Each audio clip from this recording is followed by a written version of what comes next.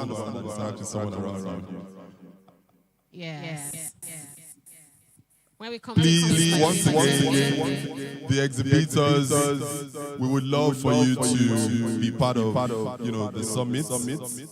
There is definitely a lot more to learn as far as our business is concerned. So you can leave one representative in your stand if you have the luxury of doing that. Then we'd love for you to also join us out here. Thank you so much. All right, ladies and gentlemen, once again, we want to welcome you to day 4 of TABIS, the Alimosho Exhibition and Business Summit, which is sponsored, which is powered by CAPSA 8.0 under the visionary leadership of Dr. Olumide Emmanuel. Today's day 4. Day 1 was amazing. Day 2 was superb. Day 3 was extraordinary. And today is day 4. Please give yourselves a round of applause for being here this morning. Thank you. You're welcome. Shall we please be upstanding as we take the rendition of the national anthem?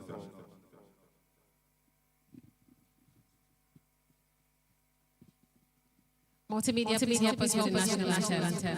Nigeria, we hail thee, our own dear native land. Those tribes and tongues may differ, in brotherhood we stand. Nigerians all are proud to serve our sovereign motherland. Our flag shall be a symbol that truth and justice reign. In peace, oh, to honor it, and this we can't escape. To hand unto our children a banner without stain. Oh God of all creation, grant these our one request. Help us to build a nation where no man is oppressed, and so with peace and plenty, Nigeria may be blessed. God bless the Federal Republic of Nigeria. Please You may please be seated. be seated. Blessing, do you also feel that maybe we should have left because I think I like this one. I like this anthem. So we can make do with this one. maybe with the number it was easy for me to look around. And it's not even casting you, even if I wasn't singing. Only one person in this audience was singing the anthem. It was this my brother, Brown. I was singing. You Yes. get myself. You noticed that I was singing. I know the national anthem, and I'm proud of it. Oh, you do? Yes. I don't know the national anthem. All right. Standing before you this morning, or your host for today.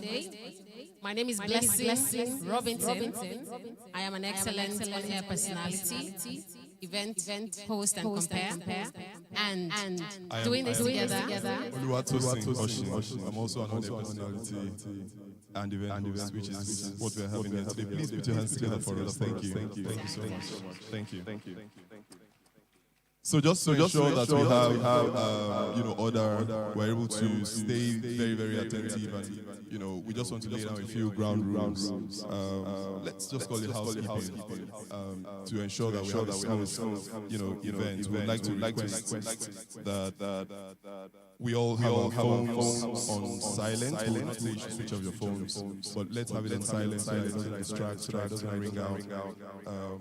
When that phone rings, it can distract you. The next person to you could distract even the speaker. So please let's ensure that our phones are put on silent. All right. Also, if you need to make use of the restroom, please find your way to your right, my left, and we have the gent to your left, and the ladies to your right. Okay, in the course of of this program, if for any reason you need to step out for anything at all, please do so quietly as much as possible. Back to the issue of trying not to distract, people around you and the speaker. So just move around quietly, you can just step to the back and then, make your way to the exit. Also, I'd like to encourage you to engage via social media. You want to take videos, you want to take pictures, maybe the exhibition, maybe the summit, maybe you want to post punchlines from any of the speakers. Please do that and make do with our official hashtags. We want to take note of our official hashtags. We have hashtag #TABIS2025, hashtag #TABIS2025. We have hashtag the Alimosho exhibition, and we have hashtag CAPSA Summit. I'll take that again. Hashtag #TABIS2025, hashtag the Alimosho exhibition, and hashtag CAPSA Summit. So when you take pictures, you take videos, you want to post, you want to engage, make sure that you make do with the official hashtags. Okay, finally, we also encourage you to be as interactive as possible.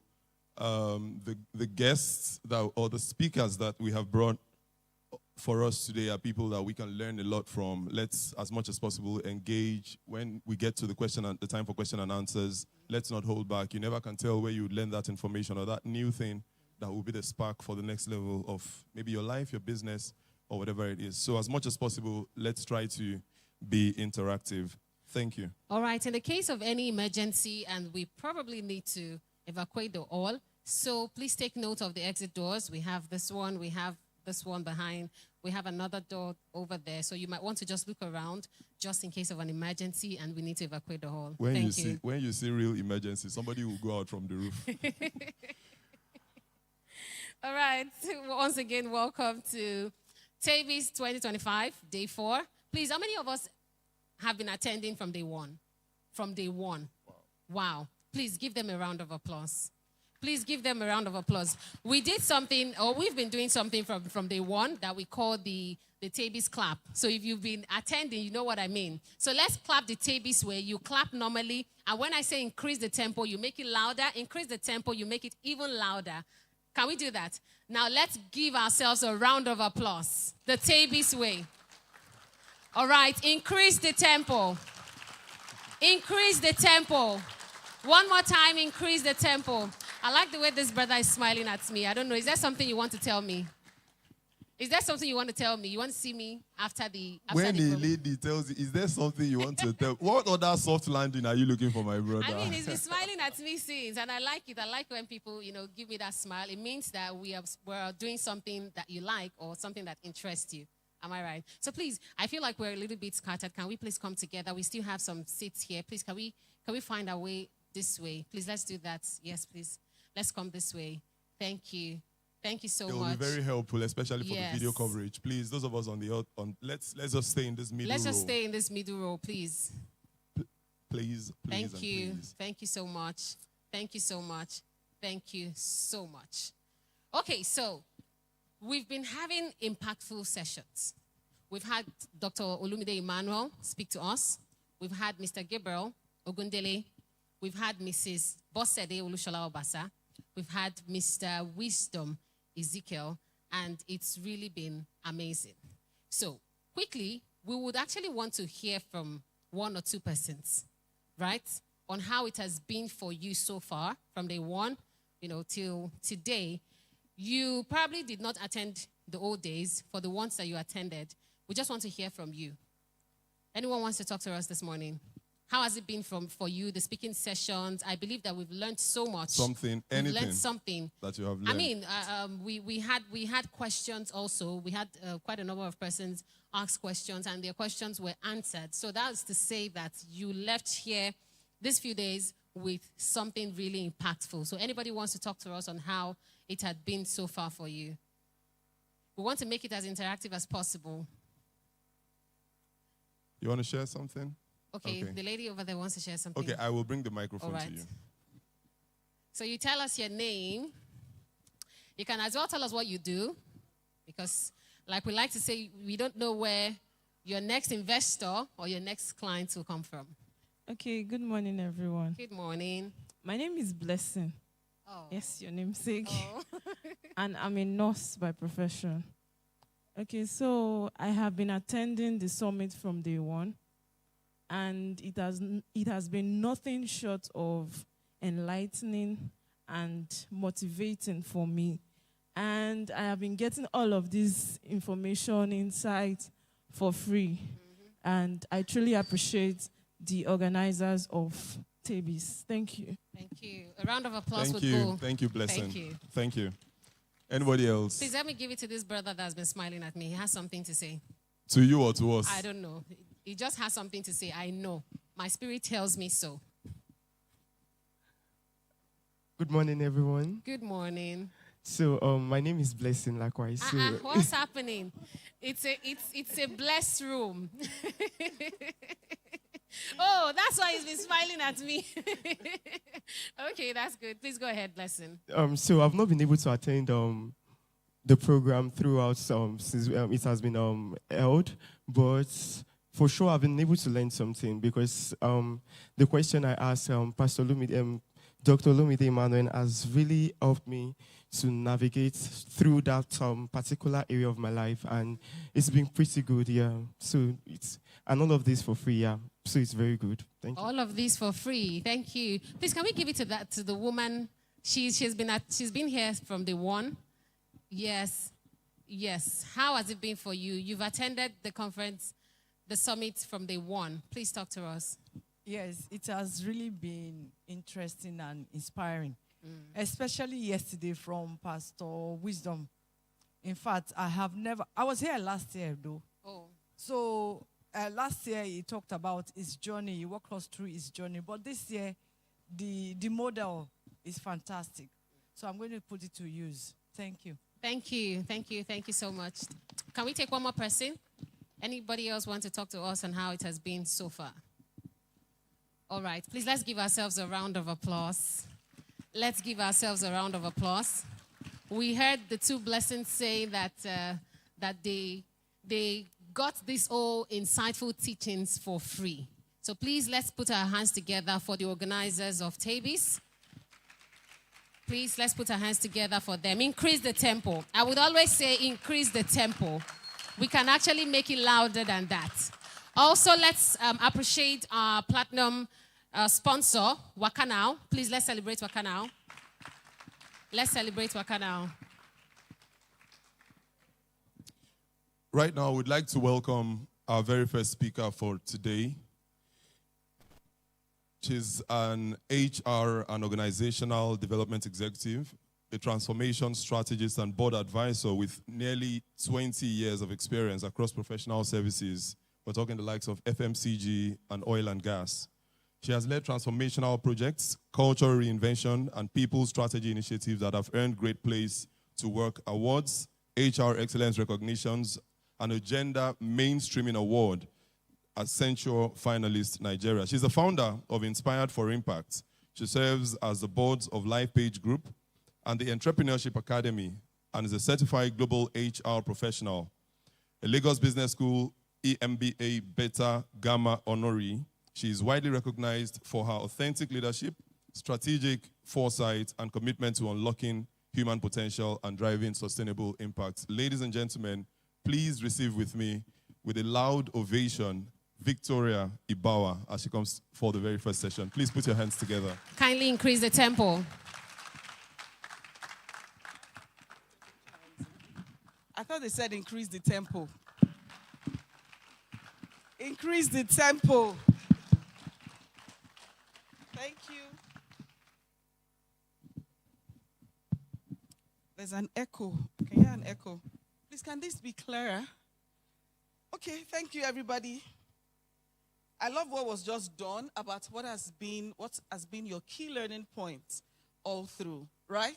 I don't know if you have been here from day one. Every day. Okay. How many of you?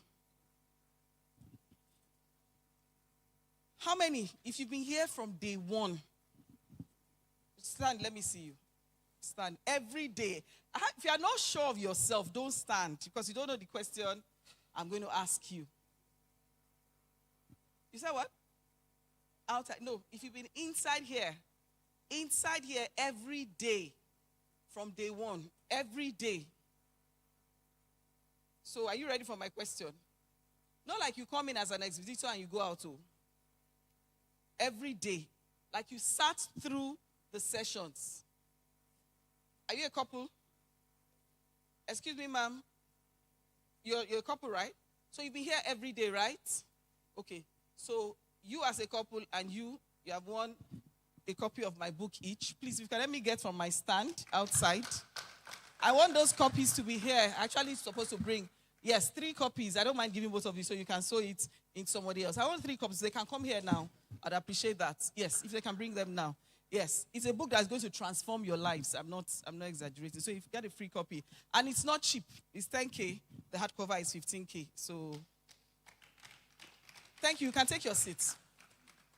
So my topic, my slides are going to come up very soon. My topic is one that is it's not your regular topic. Do you understand what I'm saying? It's not the normal come and teach us how to get a job or HR specific topics. It's about general personal effectiveness. And the topic is creating systems and routines for high performance. Are you following me? Creating systems and routines for high performance. That's what you see on the screen. So everything that you have heard so far, everything you have heard since the beginning of this conference, what we are doing in my own segment is to now say, the things that we have learned so far, the things that we have put, I have heard, how do I begin to make them work for me? I heard somebody say, I was here last year, but this year it was a different experience. Right? I heard one of you say that. So what you are going to be learning this morning is beyond all what you have heard. Beyond I heard Dr. Olumide speak. I heard Pastor Wisdom speak. Do you understand? Or I heard Mrs. Victoria Bauer speak. Beyond that is how will it work for you? I can see some people seeing me and they are smiling to say, is this not the woman on the exhibition? Don't worry. I'm a multi-purpose person. I have a stand there as well. That's why we're all here, right? So how do you now make the things you have learned so far, how will you make them work for you? That's what we're going to learn.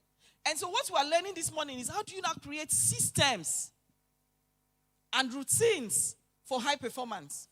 So, it's one thing to know, it's another to do, right? Please, I like it when I hear noise, I hear sound. It's one thing to know, it's another to do, right? Please, no. It's one thing to know, it's another to do. But it's also one thing to do and another to do consistently. In fact, before I go to consistently, thank you, sir.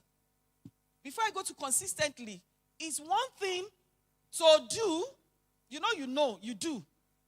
Thank you very much, sir. Please appreciate our chairman, our committee chairman. I hope you know he's the one leading the team that put this fantastic program together. Please appreciate him once again. Elder Femi Adeluba. So it's one thing to know, another to do. But beyond even doing, it's one thing to do, another to do well. But beyond even doing well, you can do something so well. When they call you and they say, there's nobody that can do this thing like Victoria. There's nobody that can do this thing like Shegun. When Shegun shows up, we know that Shegun is here. Are you following me? When you do it, they just know that there's a Midas touch. What you have put together, what you do, something is different about it. But beyond that, it's okay. But you need to go a step further. And to do what? Do them consistently.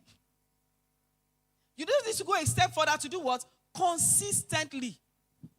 So let me play your mind. Let's look at, let's play our mind back and look at social media of today. Look at the people that are trending. Some of them make sense, but is it all of them that make sense? Why do you think they have thousands of followers, hundreds of thousands? There's one word. What's that word? Because it's not even just creativity. Because the algorithm favors how often you are showing up.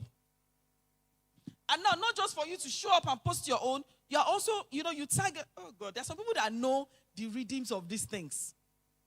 You now target certain accounts to be able to, like what they're doing, show up first. They want those sort of people who have huge following. They know you and they respond to you. Everybody's going to check. All their own followers, they're going to check, who is this person that this our main guy responded to? So there's creativity, then there's consistency. We started with what you know, right? Right? So what you know, what you do well, but beyond all that, what you do consistently. And so that's what we're talking about this morning. Creating systems and routines for what? High performance. So you can do something so well, and another person can still do the same thing. Give them the same time, the same resources, the same opportunities, but chances are that their output will not be the same. Do we agree? The output will be different, and it's a factor of so many things. It's a factor of their creativity. It's a factor beyond creativity. It's also a factor of how much they have exercised their bodies over time. So if I give you what's the name now? Multiplication table. How many of you remember when you were in primary school? Please let me see a show of hand. Yes. So when you were in primary school, you got your multiplication tables, right? The first time you read 2 times 2, how easy was it? How easy was it? But by the time you began to read it consistently, what happened? You don't even need to think about it. When somebody says 2 times 2, let me ask you the question. 2 times 2. 4 times 2. When you were in primary 1, did it take this short time for you? Please, let's appreciate our convener. Our conveners, Dr. Olumide Emmanuel and Pastor Denike Olumide Emmanuel. Thank you, sir, ma. Welcome. Okay. So next slide, please. Go to my outline. Please, let's show my outline. Thank you. So I have 5 key things we will look at. 4 main things, but if we have the time, we'll looking at some examples. So what you see on the board, number 1, why do systems matter? Why do systems and routine, why do they matter? The other thing we'll look at, anatomy of high performance. You know, we're saying creating systems and building structures around high performance. And then the other thing is high impact routines and effective systems. So we're starting with why do we even need to do routines? Why do we need to set up systems? The other thing is what's the anatomy? So for you to say somebody is a high performance, how do you analyze? How do you dissect? Using the word anatomy. So let's break it down. Let's look at the components of what high performance, what it means. That's what we're going to look at now. And then we'll go on to look at how do you now create those systems. I'll show you that. I'll also show you, it's not on my outline, but I'll show you the difference between just setting your goals. So you have said it here. I heard this person has been fantastic so far the last four days. But how will you move from having those goals to actually actualizing them? We're going to look at them. So we'll look at the difference between just having your goals and building a system around it to help you achieve it. When January this year, if you are sitting here and you set goals, January this year, stand to your feet. If you're sitting in front of me, let me see you stand. If you set goals, please feel free to stand. If you set goals, January this year, thank you. If you think back on all your goals that you set this year, and this is October, so divide your goals by 4. If you have achieved 1/3 of those goals, sit down. Would not share you. Thank you for those. Okay, I'm not giving another set of books out though, but thank you for being honest. You can sit down. Please appreciate those people that just sat down for me. For those of you who just sat down, you will reflect. If you reflect very well, some of those goals that you have not achieved, they might be categorized into different areas. There will be some that are beyond your control, right? But there will be some that, maybe because you didn't have them written down, you don't remember them, right? Or maybe because you wrote them down, but you have not created structures around you to be able to achieve it the way you planned it to be. So I'm going to be giving you some of those examples. You will see them. So what we have now, my next slide is why do systems and routines matter? There are 3 things that I have here. I hope you can see them clearly. Number 1, high performance don't depend on motivation.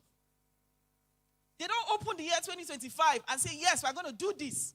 I went for the December 31st prayers, and my pastor declared this is the year for me to move forward. And then, yes, you're motivated, you are pumped up. Then you go into the year, January, this is what I'm going to do. That does not sustain you. That doesn't make you a high performer. What makes you a high performance is structure. Let me give you a very basic example. Because I know you'll be learning about money as well. Very basic example. I want to save 10 million naira in 2025. So what you say you've heard that have mesmerized you this conference. If you now say, I want to leave this conference, by December, I want to have gotten $1,000 or $10,000, whatever it is that is your budget. It won't just happen. How do you now create that structure? You begin to break it down. October, this is what I will achieve. November, this is what I will achieve. December, this is what I will achieve. And beyond breaking it down what you achieve, that October amount, how will I achieve it? So I've created $3,500 for October. How will I achieve that? What are my key sources of income? What are the ones that I can just sit down and the money will come? If I've been doing 2.5 since, I want to do 3.5 now. What will I do differently? Are you following me? And then beyond knowing them, how do I now begin to put them to action? What are the things I cannot do myself that somebody else has to help me do? Structure. The other thing is the systems create consistency. We started with, it is okay to know something that you're learning here, right? So I said beyond knowing is what? What did we say about beyond knowing? Beyond knowing is what? Beyond knowing is what? And beyond doing is what? Doing well. Fantastic. You are following. Then beyond doing well is doing what? Consistently. So high performance, no. The people who perform high, they know that it's not just about the system that they create. It's because the system helps them to be consistent. And then it builds momentum for you. I'm going to be giving you, I don't want to say so much about the examples because you see the examples soon. And so there's a quote here from James Clerk. The quote says, you do not rise to the level of your goals. I want to be known for this globally. You don't rise to that because you decided to. You fall to the level of your system. You can have the goals, gigantic goals, I want to do this. But you will fall to the level of the structure, the system you have put in place. So what system have you put in place? I want to be the number one person in this field. What do you know about that field? How many books have you read about that field? Then beyond what you know, who knows you? What system have you put? On a monthly basis, I need to go for this conference. On a monthly basis, I need to meet certain leaders in that field. Who knows you? Who would mention your name? When people Google top people in this area, will your name come up? Or if we even Google your name, can I give you an example now? Maybe I don't want to, because of time, I won't ask you to do that. Google your name on Google and see the first key things that will come up about you. Do you want to try that? Can I give you 2 minutes to do that? Quickly, let's do that. Please Google your name. Some people are smiling. Google your name. Let me see. I'm not going to ask you to tell me. You just reflect. Don't worry, I won't ask you to come tell me what you see. What are the first 5 things that come up about your name? First 5 things. So it shows your regularity on the net, what people say or know about you. Those are the things. So ask yourself, is this what I want to be known for? My goals. Then what structure will I build that even if whatever happens, I'll fall to that level? Have you seen it? Have you seen it? I hope there's nobody here that doesn't even have a trace online. Thank you. So let's go to the slide. Next slide, please. So let's now look at systems versus goals. So again, we are looking at creating systems and routines for your high performance. But now let's look at system versus goals. You have your desires, you have your aspirations. But what's the difference? Number one, aspect of it is goals and systems. In terms of definition, your goal is your desired outcomes that you want to achieve. But the system is the process and habits that will lead to those outcomes. That's why we're dealing this. I think I've overflogged that. So I'm going to move to the next one. The focus of goals is looking at the future. But system is looking at now. I want to do this by December. What do I need to start doing now? That's system. So let's look at an example. I want to lose 10 kg in 3 months. System will not say I want to lose. System will say I will exercise 30 minutes daily. Are you seeing the difference? I will exercise 30 minutes daily and I will eat balanced meals. That's what system. That's the difference. Which one of these, if 2 people wrote this, which one of them do you think by December, 3 months from now, end of December, they would have achieved their purpose? Which one of them? Is it the one that wrote it as just a goal or the one that said system? I didn't hear you loud enough. Systems. Because there's something he's doing every day. There are 2 words there. There's routine and there's what? Consistency. So let's look at motivation. Motivation around you setting your goal can fade after the goal is achieved. Let me even add something there. It doesn't only fade after the goal is achieved. It can fail if the goal is delayed. Because there will be circumstances that are beyond your control, right? So, but because you have not built a system around it, it will fail. But listen, let me tell you this now. Using that same example of somebody that wants to lose 10 kg in 3 months. By the time it's 3 months and that person loses, let's say 7.5 kg, the tendency for that person to continue is higher than somebody who didn't set a system, who just crash. You know you can crash, lose weight in 10 a week, the 10 kg, right? I've tried it before, it didn't last. Don't let me share you my story. Crash program. You will get it, but it cannot last. In 1 month, you are back again. People will ask you, what happened to your weight loss? Are you following me? But because there's no system. And then the other thing about measurement. You know about your goals, right? What do we say about goals? Goals should be what? What's that? Goals should be what? And there's the A there. The M there stands for what? The M on that SMART stands for what? Measurable. So in terms of measuring your goals, the success, failure, it is based on the outcome. But the progress for system, it is based on the consistency. So I want to lose that 10 kg. In December, I will stand on the scale and say that, it's only 5 kg, I'm disappointed. But if I had done a system, in December, I stand on the scale, most likely 7.5. I feel better, right? I feel healthier. I believe in myself more because I realize that I've made progress, and that's how life is. So everything you have learned, let's take it back to your business. As you leave CAPSA and TABIS 2025, you go back with this, this momentum. Go and build structures around it. So that by the time we are coming here next year and we are asking you for questions, who was here last year, what are the differences in your business, you can come with proofs. And you say, these are the steps. I did 1, 2, 3, not just your desires. And then finally, for sustainability, for goals, it is often short-term.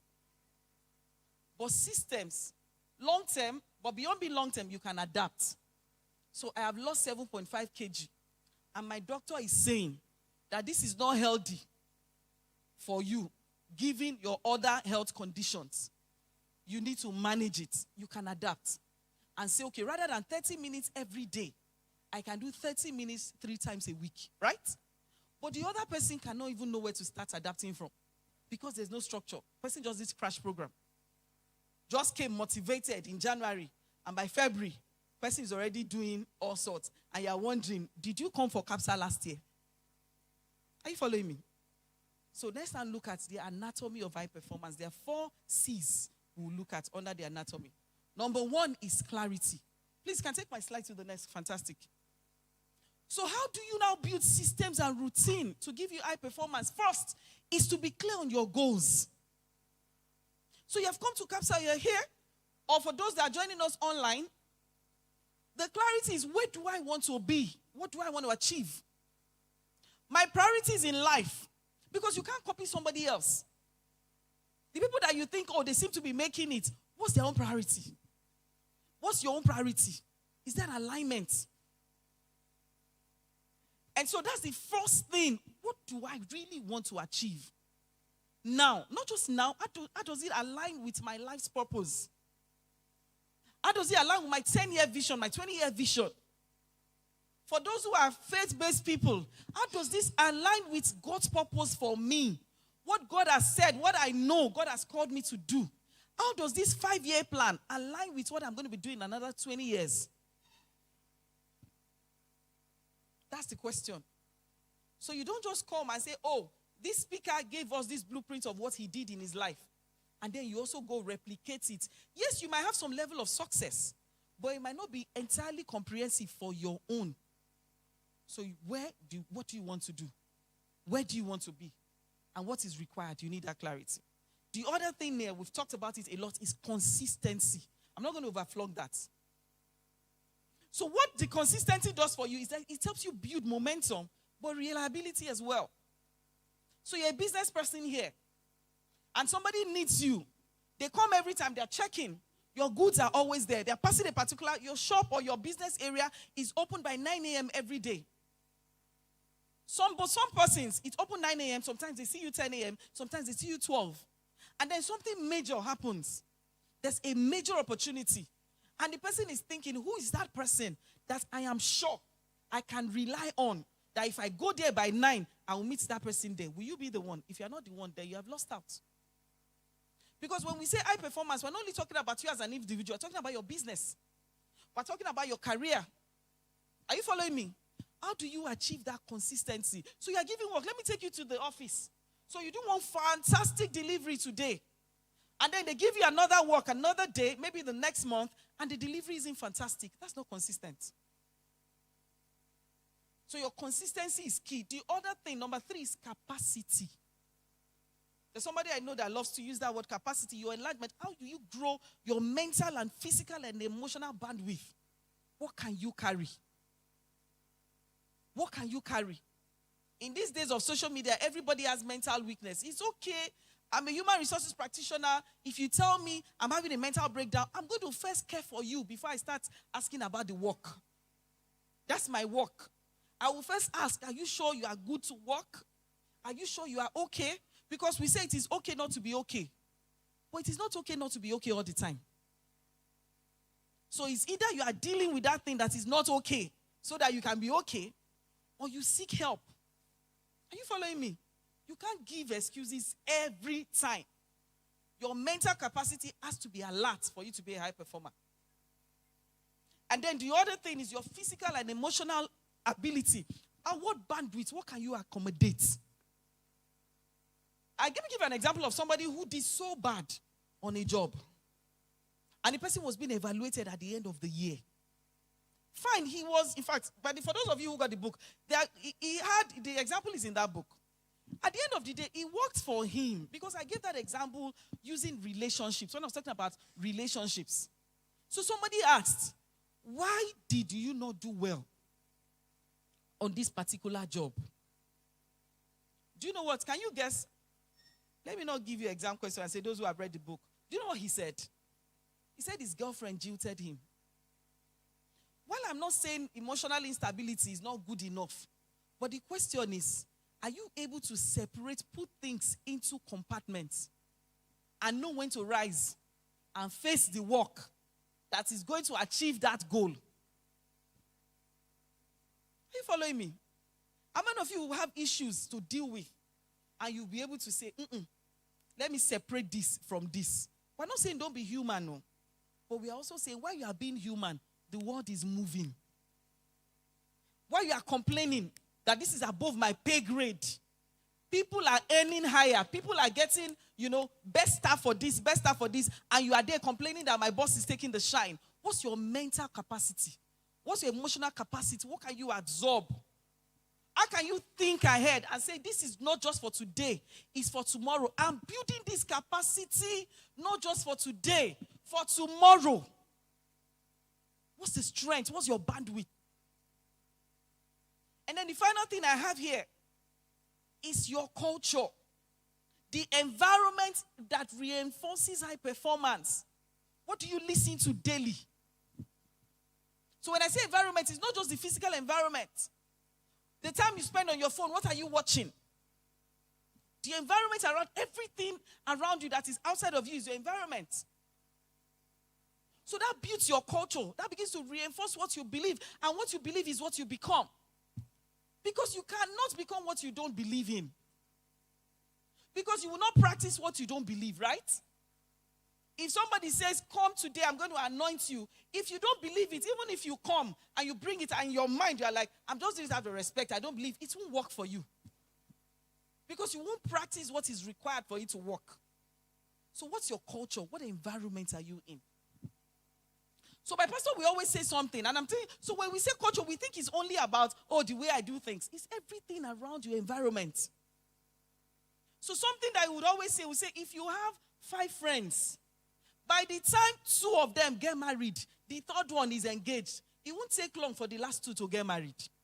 You know why? Culture. The people around them, what they are seeing, what they've gotten used to, the environment around them. So how do you become a high performer? Your behaviors, the environment around you reinforces it. Another example that I also gave in this book, I talked about the people around you impacting your performance, even at work.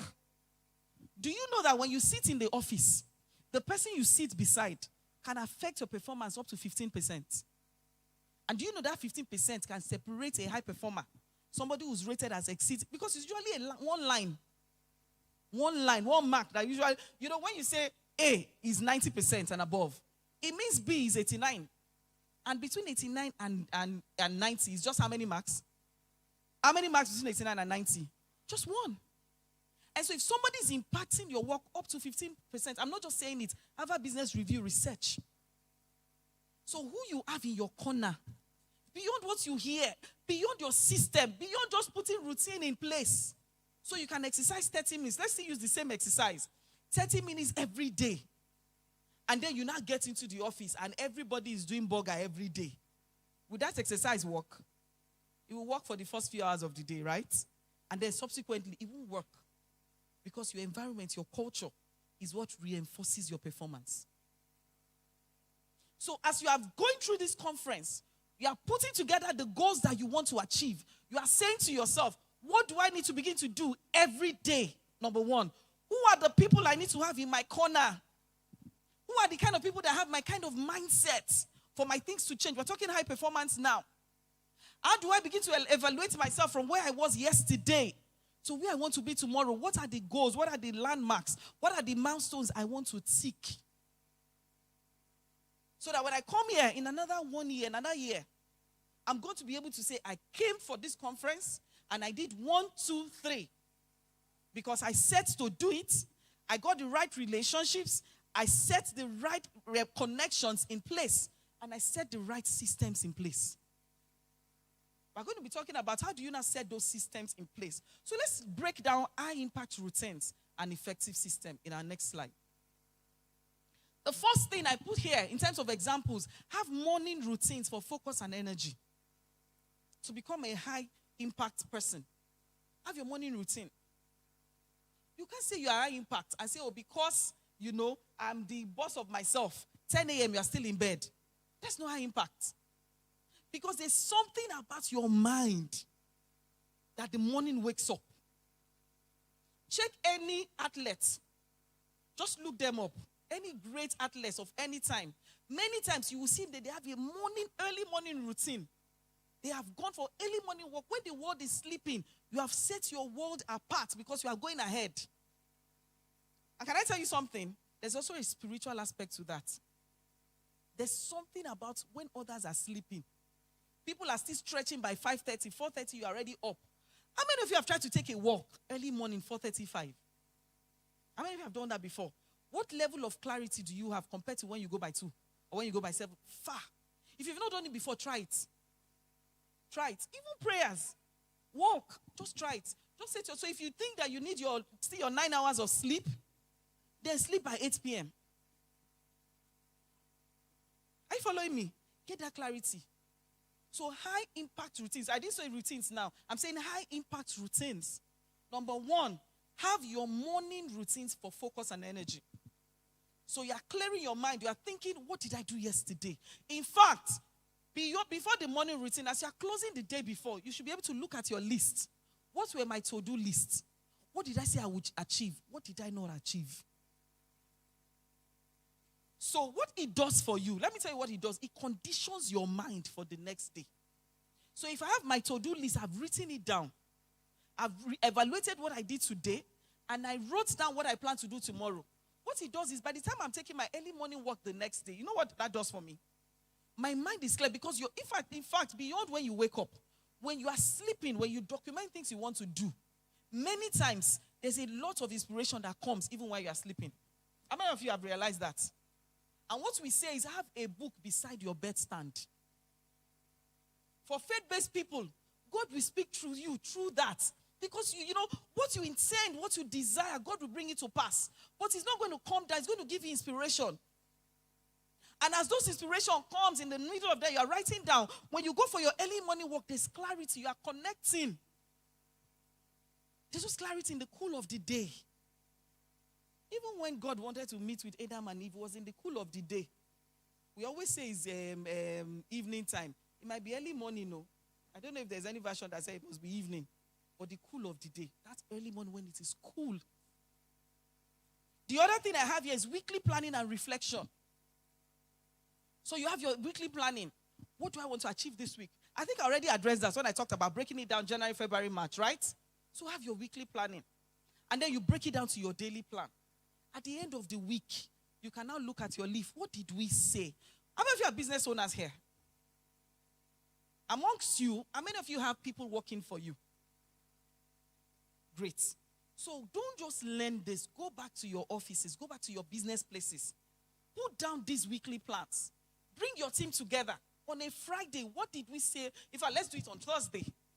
Usually it's do it on Thursday. So that you still have Friday, that window to address any gap that you had. What did we say we were going to achieve this week? Where are the gaps? If not, you will see people being very, very active. They are not doing anything. They are active. If you look at them physically, you will say, this guy is working. But by the time you do a review, this is what we say we do. This is what we did. You'll be shocked, you'll be amazed. That the people you thought were your high performers, they are the noisemakers. So have it documented. Have your routine documented. The other thing is, workday startup and shutdown rituals. So when do you start your work? This might not apply to everybody, depending on the stage of your business. But what matters is that you are being careful of your mental health and your physical health. So when do you start? When do you shut down? But in fact, even depending on whatever stage you are in, because you need your health, whatever stage of your business, even though I said it might not apply every time. No matter the stage of your business, you should also know when your body needs to rest. Because a high performer, there's a C word we have been using the most today. What's that word? Again? I didn't hear it loud enough. Consistency. So a high performer is not the one that's just high today. Consistently high. One of the things that makes you consistently high is your health. Balancing your health and being in good shape. And then the other thing that we have here is personal renewal. I think I've said this a lot. Your exercise, your reading habits, and creating your quiet time. We already addressed that around, the morning routine, right? Then let's go to how you set up effective systems. The first thing is to start with your desired outcome. What do I want to achieve? We addressed that already. Identify key activities that will drive major results. So let's use the business example again. For those of you who are business owners. So you have a major target. And you say, our target for this year is so thousands of dollars, whatever it is. You can either say, I want to identify 10 key people that will give me 2.5 each out of this amount that I want to get. Or you are targeting 100 people. Are you following me? You will look at your key people. Who are the key people that will help you drive the results? And then for business owners who also have people working for them, who are your key staff? Who are that 20% of your 100 that would that would do the 80% of the work using your Pareto principle? And that's setting effective system, knowing them and knowing how to use them. And then the other thing I have here is you build repeatable processes. If we did this today, it means we can do it tomorrow. Do we have the structure in place to ensure that we can continue to do it? I gave you an example already. Every Thursday, we want to review what we have done this week. Whether you're there, you're not there, by the time your team is used to it, it happens repeatedly. You set up, how do? You set up a time in your calendar. Every 8 a.m., let it be a culture. I was in a team one time. Whatever we are doing, anywhere you are in the world, so long as you're not on leave, because, during COVID, virtual working, even till now, you can work 30 days outside the country, just within the tax laws. It's still allowed. However, if you like, even if you are in, so long as you are Nigerian staff, if you like being in Japan or whatever, you know that 8 a.m. the team is meeting. It's a routine. And not just that the team is meeting, you know that we will check what you said you would do yesterday and what you have done. So before you shut down for that day, you have checked. When people know that there will be some checks, they will check before they shut down. That's repeatedly. So somebody can do it again and again. That's process. And then the other thing is you use tools, you use calendars, you use checklists. Automate your processes.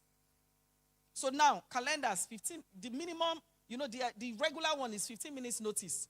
Wherever you are, even if you are in another part of the world and you've negotiated to work somewhere else, what will you do? Your alarm sounds. Once you hear that reminder, you have 15 minutes. If you're somebody who sleeps in late, you need to brush, have your wig on, or whatever it is you need to change, and then be in front of your camera at the right time. So there are a lot of tools that can help you, to do that. There's so many tools. Let's go to key principles, and I'm going to quickly, and I think this is going to be our last slide, given the time that we have. So a few things that I have here on this slide. The first thing is the power of systems. And the principle here is that systems create predictability. When you have a system, you can predict. You can know that tomorrow, this is what we'll achieve. So this is our system. When we put in 50 man-hours or 50,000 man-hours, given the trend over time, we are going to be able to get whatever tons or barrels of, crude. Sorry, I'm using those examples. So depending, you already know this is our system. For all the assets that we have, all the fields that we have, for us to man them, we need 50 people. You are a business owner. You have 3 branches. Given the system you have had over the years, you know that for a branch to kick off and to meet a particular target, you need a particular number of people. And you need a particular kind of structure in place. If those things are in place already, you can predict the outcome you will have. Because you have done it repeatedly through the systems. So you're a businessman, you deal in palm oil. Permit me to use that example. I'm sure you will smile now. So you deal in palm oil. And you know that if I buy this number of, barrels or kegs, whatever it is, and I have them on a weekly basis, given the number of customers that I have, I can predict that I've done this over 1 month. If I reach 10,000 of them, every month I earn this particular amount from our business. Because it's not seasonal. So you're not going to say, they're using oil now, they're not using it. You use it all the time. So you can predict and say that by October, our business targets that we want to achieve, we will achieve it because we have been consistently following our system. But if you have not been doing that, there's no way you can predict. And if you cannot predict, there's no way you can, boldly take some giant steps. So some investment opportunities would have come along the line. You can predict and say, okay, yes, I can key into this. Because I know that by October, this amount will come in. But that predictability is only coming because you had a system in place. If it's a saving system, you had a system, you're saving a particular amount every month. And so you know that by the time there's a target investment coming, you know already that you are disciplined. You know already that you don't default in your savings. You can already tell. When I do 10,000 every month, by the month of October, end of October, I'll have how much? 100,000. So clearly, it's not rocket science. The predictability is coming from the structure that you have in place. So what structure do you have? So as you're listening to me, I just want you to reflect on your businesses, on your career, the things you say you want to do. What structure have you built around yourself? I have just a few minutes. And so why does this matter? You don't need to crack your head too much to begin to make decisions. You don't need to start, wailing when it's time for decisions. You already have a system in place. So you see some people, you'll be like, how does this man do everything? And you're wondering, how does it's system, it's structure. They have people, there are things in place. They are not carrying all the head. There are things that are automated. Everything on their head. There's people, the system, they're delegating, they're doing some things, whatever works for them, they're using. I'm going to go into the next principle. The next principle is this: using routine as a performance lever. And then, what is the principle that I have there? Routine will anchor your habits. What are your habits? When you say habits, what you love to do, what you are known for, what you do regularly. But let's take that example of, the exercise that we said before. If the person builds a routine and says 30 minutes every day, I want to exercise. Over time, that routine becomes a what? Habit. So it starts from having a routine that you put on your let me give you an example. There was a year, my pastor was speaking, and he said something. I tried to copy it. I don't think I was consistent in doing it. And he said, every time there's a chime on my wife's phone, I will hear, it will just show, pray for my husband, pray for my son, pray for me. So I tried to do it. I didn't do it consistently. Do you understand?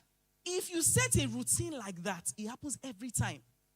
Before you know it, it becomes a habit, whether your routine, whether that thing comes up or not.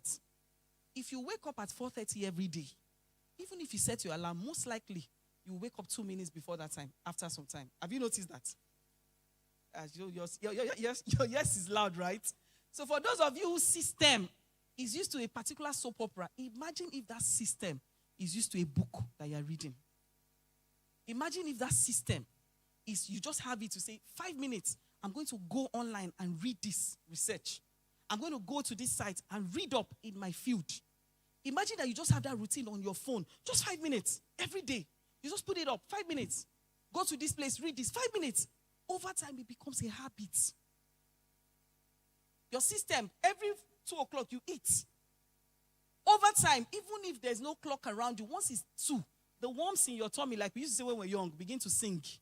You just know. Your system just tells you it is 2 o'clock. And then how do you design your ideal day? Let's end it here. Time blocking for focus. Why does that matter? It helps you to protect, it protects your deep work. Some of the things that I do, I put my phone away for hours. Every time I put my phone away, I achieve so much on that day. Because the phone can be a distraction. It's a great tool, but it can also be a distraction. So I want to go to my very last slide. Let's leave the case study. My call to action. Call to action, please. So what I want you to do now, you've listened to me. Call to action, please. There's a very last slide there. Number 1, as you are, reflect on what is that one thing that you want to improve upon. Write it down. It might be your personal life, your business. You've heard everything that we have shared with you. What's that one area? Identify. Let's quickly do that. We have just a few seconds. What's that one area? Either of your life, of your business, career, whatever it is. You've heard so much about systems, about routine. And then also identify what you want to start to do in terms of a routine. So 5 minutes, this, 30 minutes exercise. Write it down. I want you to write it down. Some persons are looking at me. I want you to write it down. 10 minutes going online to read up on my area. 10 minutes checking on my staff every day. Every week staff meeting, monthly connect sessions, whatever it is. If it's your engagement of your people you want to improve on, document, just write that routine you want to create. And then finally, what's the system that you will build around that? One of the systems you can now do is to identify which day. So every 2 weeks we will do this. Another system will be identify somebody who will lead it on your team. Identify somebody who will lead it on your team. Identify how you will, create flexibility around that. How many of you have written something? How many of you have written something? Can I see you?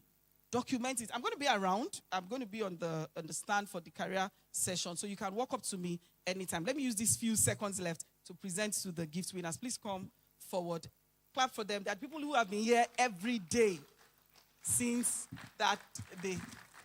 Yes, you can come up. And then the stand 1 outside there, you will get copies of the book if you want more. God bless you. Are we taking pictures? Thank you. Oh, you want? Oh, I only had 3 of them from beginning. Okay, sorry. Thank you. That means you came late. Thank you very much. You can go back. Please clap for them. A round of applause for them. I didn't have opportunity to talk about the book, but you have the book outside. It's on maximizing your career seasons. It's a bestseller. I can tell you that. God bless you. See you soon. Thank you, sir.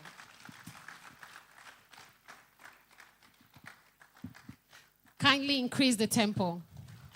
Increase the tempo. Increase the tempo. Thank you so much, Mrs. Victoria Ibar. That was an insightful session. You would agree with me, yes? You would agree with me. Were you taking notes?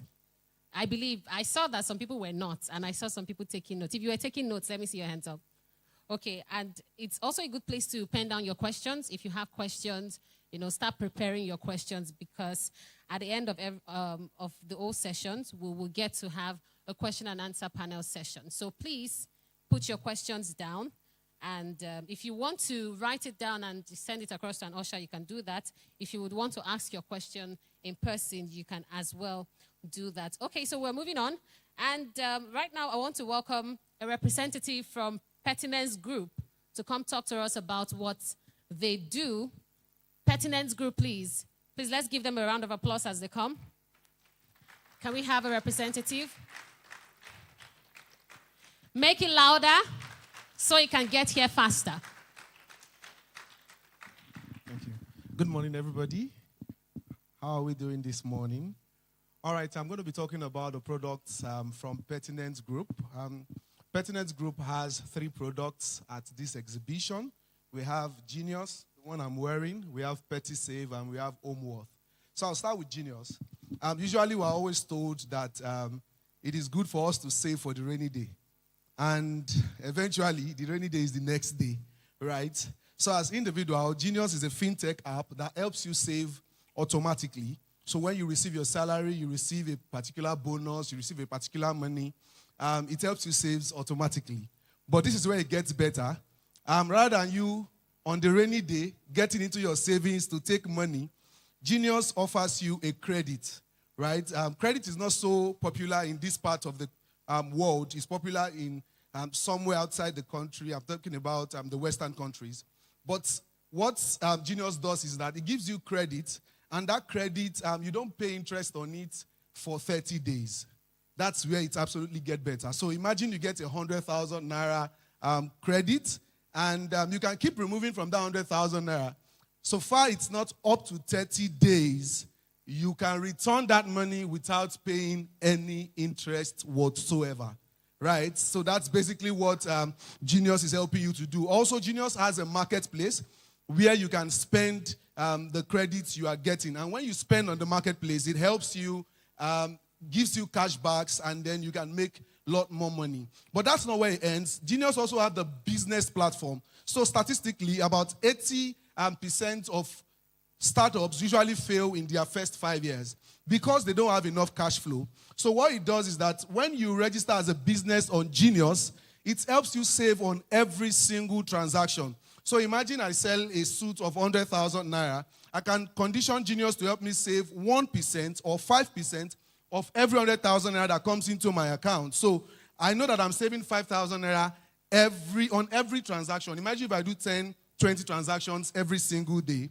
And then after that, you can also access credit. So instead of you going back into your savings, and we have a very clear testimony of our co-founders who, for the past 9 years, have been saving consistently. And through these savings, they even got a microfinance bank license with that savings. We've built buildings with savings. So that is to tell you that savings is very, very important for businesses. So I would not want to talk further on Genius because, yes, if you are using Genius, then you are truly a genius in your business or your personal lives. The second business we're bringing is basically PettySave. PettySave is a microfinance bank, and it basically helps you to save.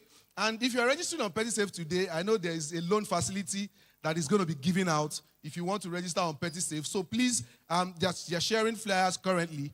And we have a promo on PettySave. When you do 2,000 naira saving every single day for the next 90 days, you stand a chance of winning 1 million naira.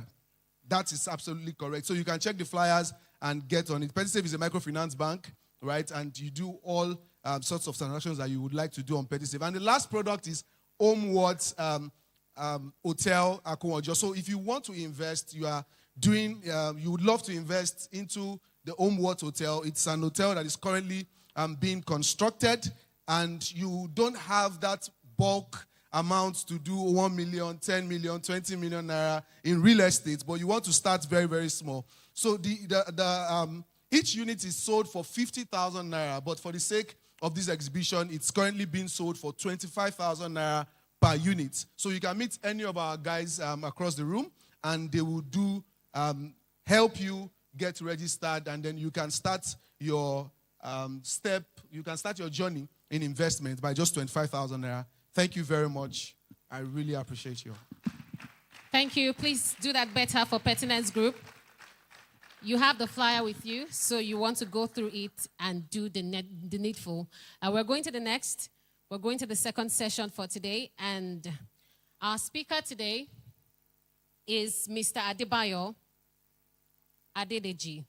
Before we call him up, before I read his profile, I spoke to two persons earlier today, and they said that the sessions from day one till today has been really insightful, and it's interesting to know that they got that for free. Am I right? The two blessings. So right now, let's celebrate the organizers of TAVIS 2025. Let's celebrate the organizers of TAVIS 2025. Let's do that better. Let's do that better. Let's also appreciate the entire committee that put this together. Kindly increase the tempo. Kindly increase the tempo. Also, let's celebrate our platinum sponsors, Waka Now. Please celebrate.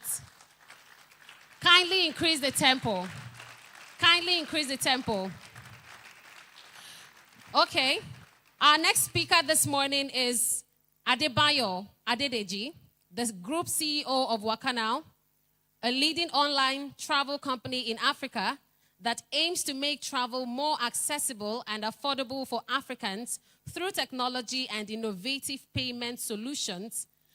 Adedeji has a background in finance and leadership at Fortune 500 companies like Amazon, Walmart, and PetSmart. His skills encompass big data, business intelligence, management accounting, and cost management, which he applies to drive growth and operational excellence. So before we bring him up, we would watch a video clip, a video from Waka Now. Multimedia, please help us with that. Thank you. Life's beautiful moments consist of people in places, people in moments, people getting opportunities, people meeting people. At Waka Now, we are dedicated to ensure that you meet the people you need to and those you love, that you don't miss your opportunities, that life's beautiful moments never pass you by. So, think travel, think Waka Now. Think flights, think Waka Now. Think visa, think Waka Now. Think hotels, think Waka Now. Think holidays, think Waka Now. Travel with Waka Now. Let's go.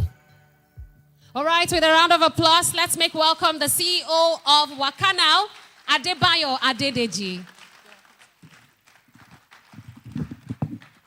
Hi, good morning. Good morning.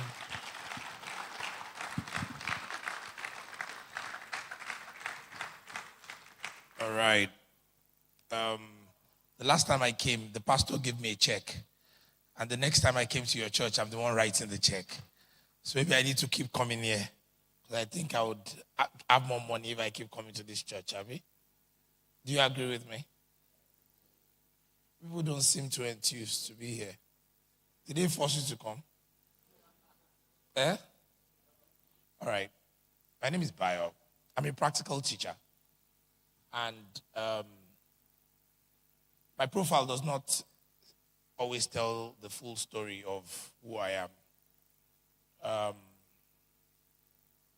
So I'll tell you a little bit more about me. Is that okay? Is that okay? I heard some people are online. I welcome you all. Those of you online, I'll try to keep my words. I know I'm in a church, so I'm going to keep my words as politically correct, as spiritually correct as possible. Okay? When I was 13, there was a guy that does hair cream in my house. He produces hair cream. The name of the hair cream is called Soulmate.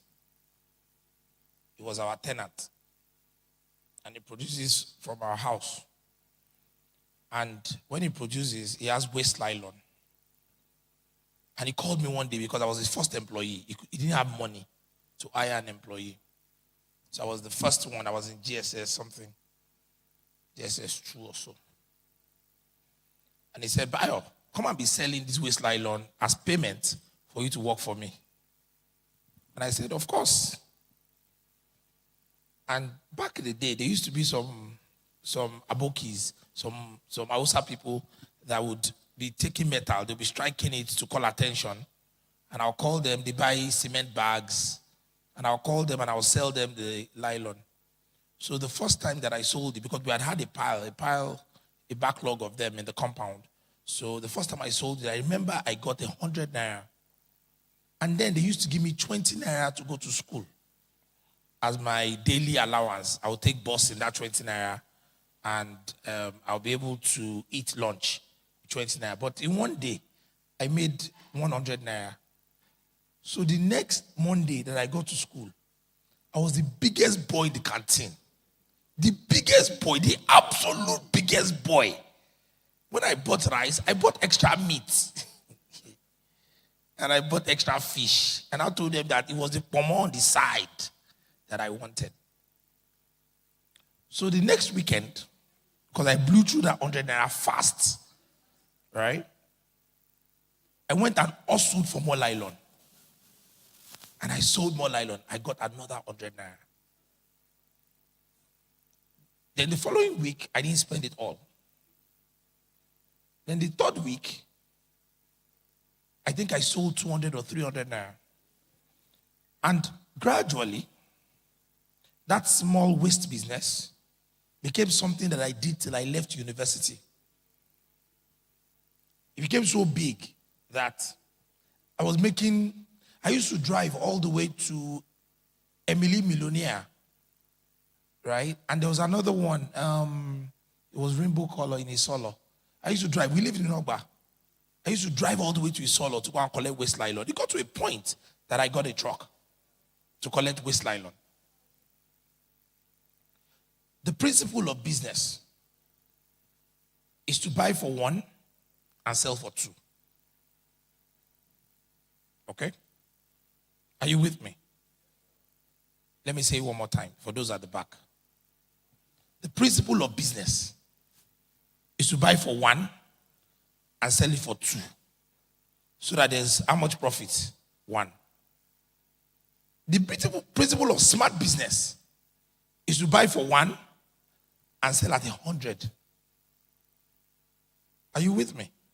So that you have enough margin to eat more or more fish.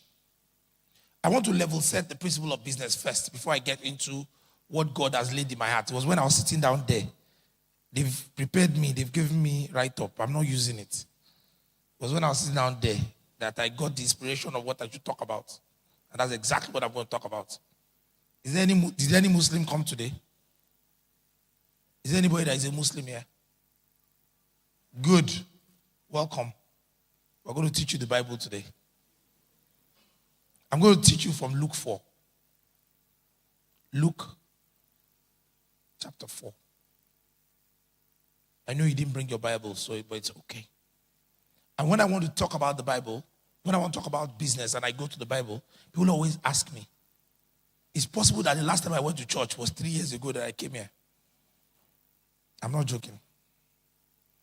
Are you with me? Have I lost you yet?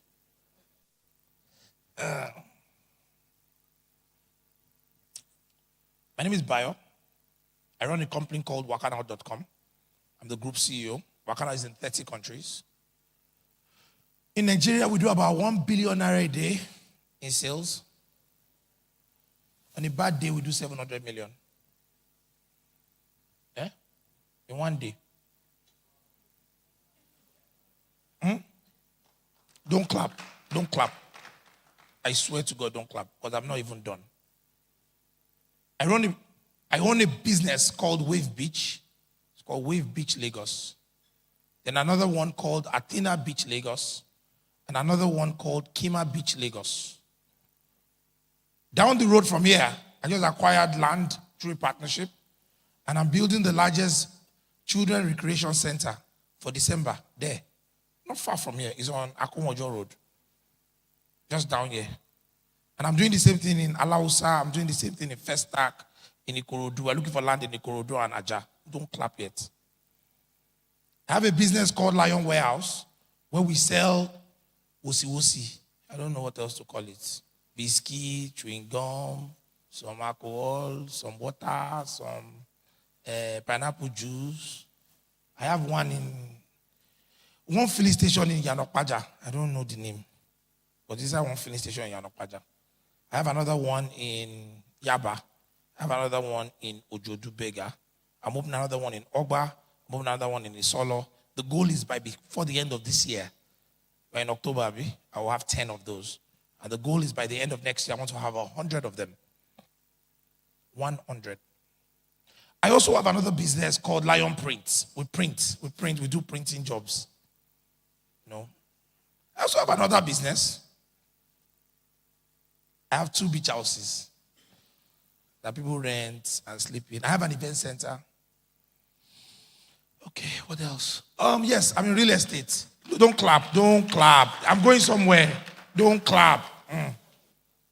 I'm in real estate. We acquired one land in Dangote Refinery. It's opposite the sea. I want to build a resort there. I'm also doing a development in Ogombo. I can't remember that one, but it's in Ogombo. We're doing some development there. And it was because of the scripture that I read that made me do a lot more than I've ever done. So let's talk about the Bible. Don't clap. Because I want to be challenged than excited. I don't want you to be excited. I want to be challenged. Are you with me? If you are excited, you have the wrong emotion. I want to be challenged. I'll tell you what I did yesterday. Yesterday, I came back from Ghana in the morning. And as I landed from Ghana, I had to change inside my car. Because I had to go to the TV. I was going to be on CNBC yesterday. So I changed inside suits. Inside car. And then I went to the TV station. And then we spoke English. Then as I was leaving, I called my friend. Because when I'm in VI, I like to call my VI friends. I said, guy, what was you said? I'm at home. I'm making breakfast for another friend. Because he's working on the boat. And I was like, okay, let me come to your house. So I went to his house. We had breakfast. And then we went to another friend that was working on E1. E1 is the water thing happening in Lagos this weekend. And as we were there, it was like, Bayo, let's get a boat. And let's spend the afternoon on the boat. So I called my assistant. I said, cancel my meetings. And I stayed on the boat. And as I stayed on, I called another friend to borrow me his boat. I don't get boat. So I got on the boat. In this Lagos, so on the boat, there was a stage that they designed that was on the water, on a barge. So we're following the stage on the water. So we went from there to boat club. And as I entered boat club, they said, Oga, you cannot enter. You don't have an invitation. I said, in this Lagos, I get invitation. So I called, somebody came outside, gave me invitation. And I entered the place. I swear to God, my mate no did there. My mate no did there. Tony Elumelu was there. The governor was there. And everybody brought their boats. Not borrowed boats. They brought their boats, their yachts. And as I sat down there, I felt challenged that I have achieved nothing. Are you with me? That whatever I have now, I am not doing enough. I sent a message to my wife. I can't read it in church. I will have read the message to you. I'll tell you what I was trying to say to her.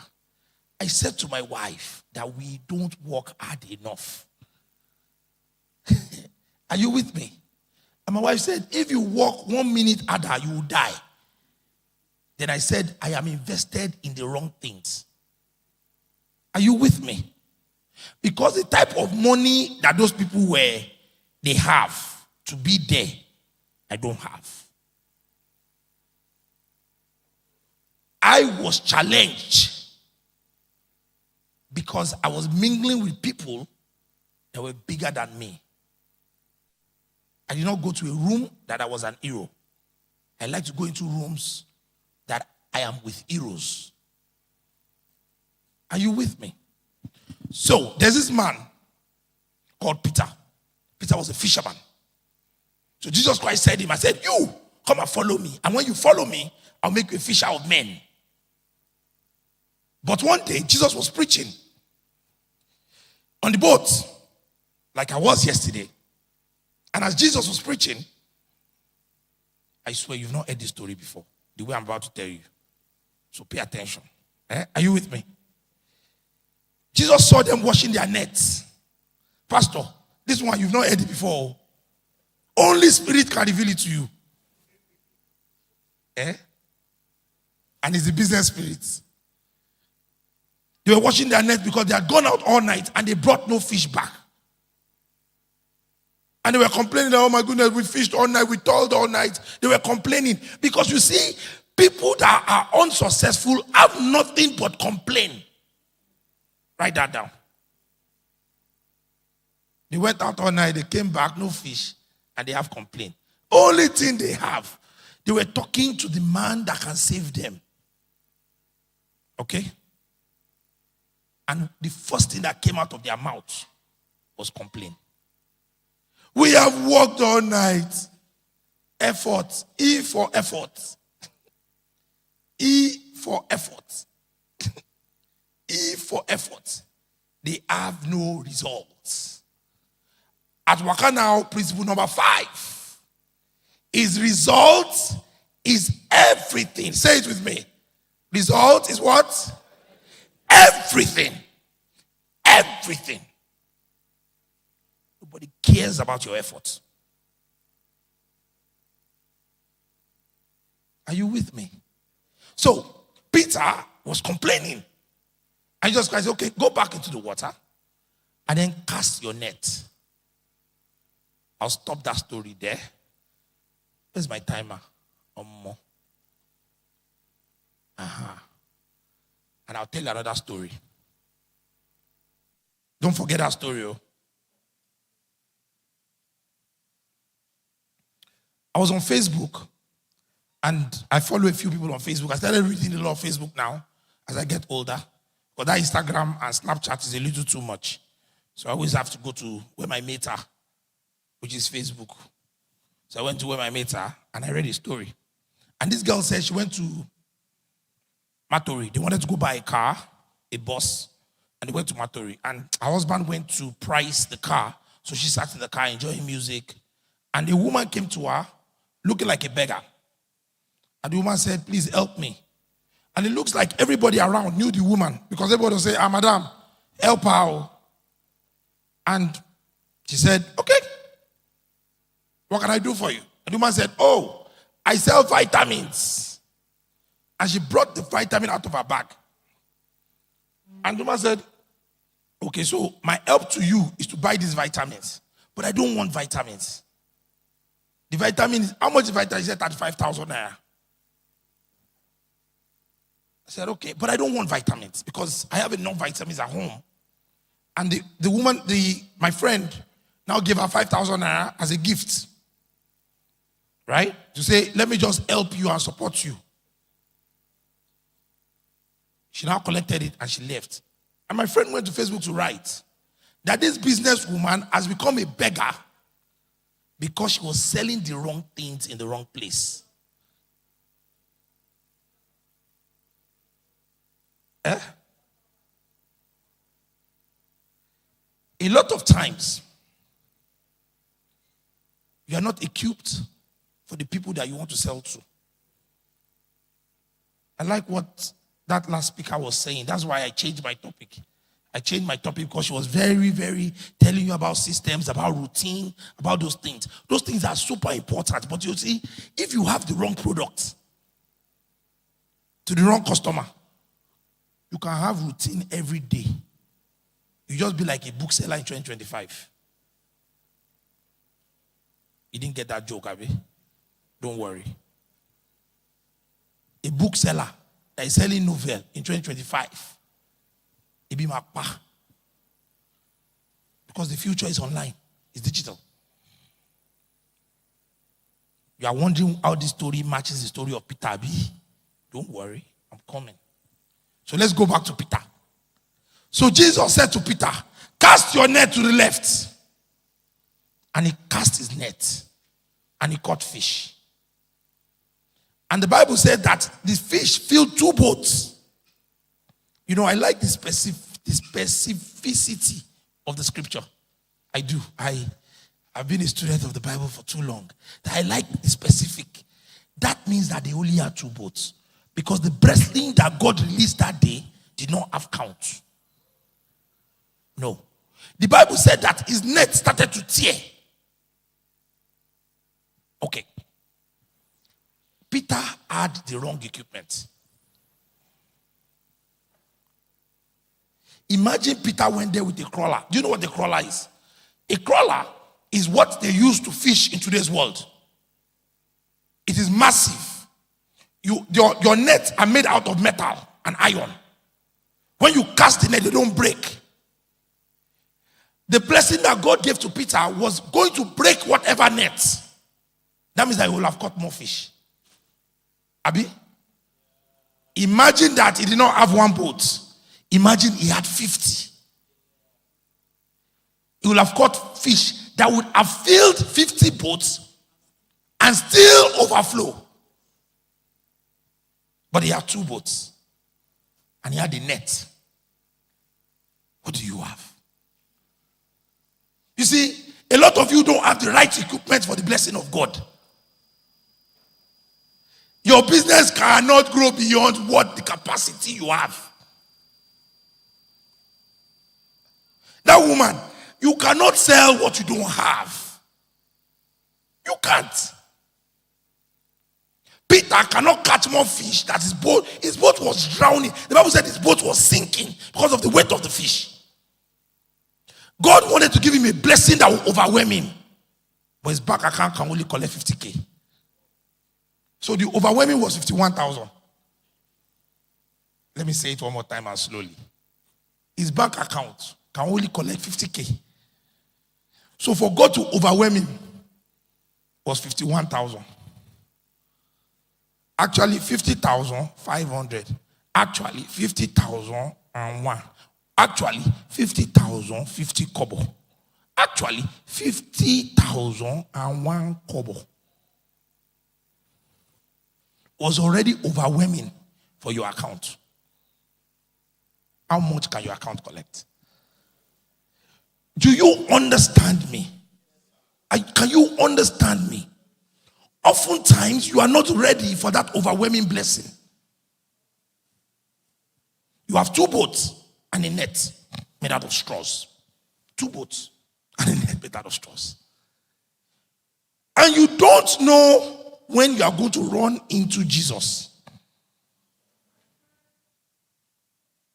You don't know. When that encounter will happen, that you've been praying for.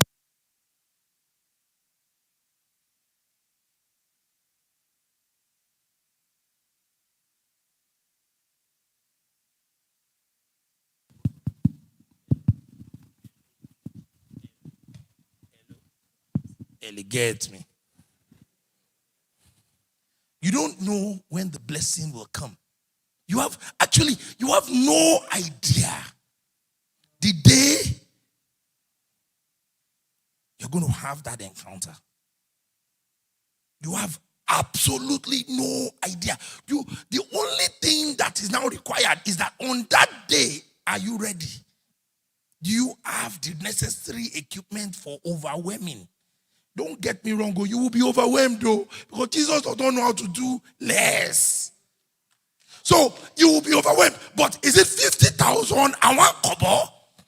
Or is it $500 billion? That is the difference. But you'll be overwhelmed.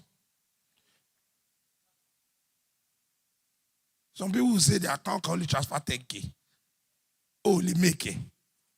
It's not a cost. I'm not cursing you. It's not a cost. It's not even a cost. And you say you are doing business. It's not a cost. It's not a cost. It's not. You are a 10K blessing guy. To bless you is 10,000 and 1 kobo. Because you cannot transfer that 1 kobo. Yeah? You have to wait till the next day.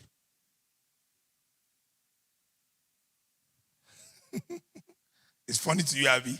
It is real. Very real. Somebody came to me and said, Bayo, come and invest in my business. I said, what business is it? She said, I want to raise chicken. I said, how many? He said, 2,000 chickens. I said, that's a lot. That's a lot of chicken. But I know I can never make it through you if I invest in 2,000 chicken. Me, I'm looking for 2 million chickens or 20 billion chickens. I'm looking for us to come up with a plan of how we build. I did not say you should not start small. I did not say that. But what I'm saying to you is that the day the blessing of God is going to come, you need the right equipment in your hands. You need the right equipment. Preparedness meets blessing equals to explosion. Preparedness meets blessing equals to explosion. Amen? Amen. We're in church. Oh. Amen. All right, let's pack that.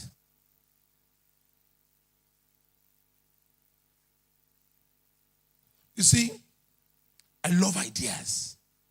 I'm a man of ideas. If you wake me up and say, Bayo, what did you see on the road? Me and my guy on the way here, we're counting how many Boku stores we found on the road. We found 3. One here, one on this side, and then one on this side. There's 3 Boku stores. I followed it. Then there's Jendor. Then there's another one that I saw. The name was kind of funny. Big mats. I noticed them. And I was like, Jesus, I'm coming to this road. Go to Open Lion Warehouse on this road. They call me Bio Lion, by the way. If you are wondering what my name is. My real name is Bio Lion.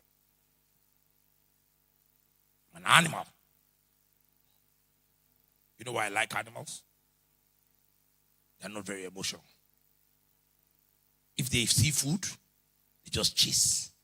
They don't care whether somebody's watching them, their girlfriend is looking at them. They're not there to impress when they are chasing food. They just chase. They don't win all the time, but they will have given it their best. Ideas are like one, anybody can sleep and dream. Actually, there is a theory that when you get a new idea, that it is given to 100,000 people the same way it was delivered to you. They call it the same wavelength. It's a theory. I'm not sure how true it is. But I kind of sometimes believe it because I am sure everybody in this room have seen somebody execute an idea that you thought about. You thought about something and then the next week you saw somebody doing it. You know the difference? Execution. Execution.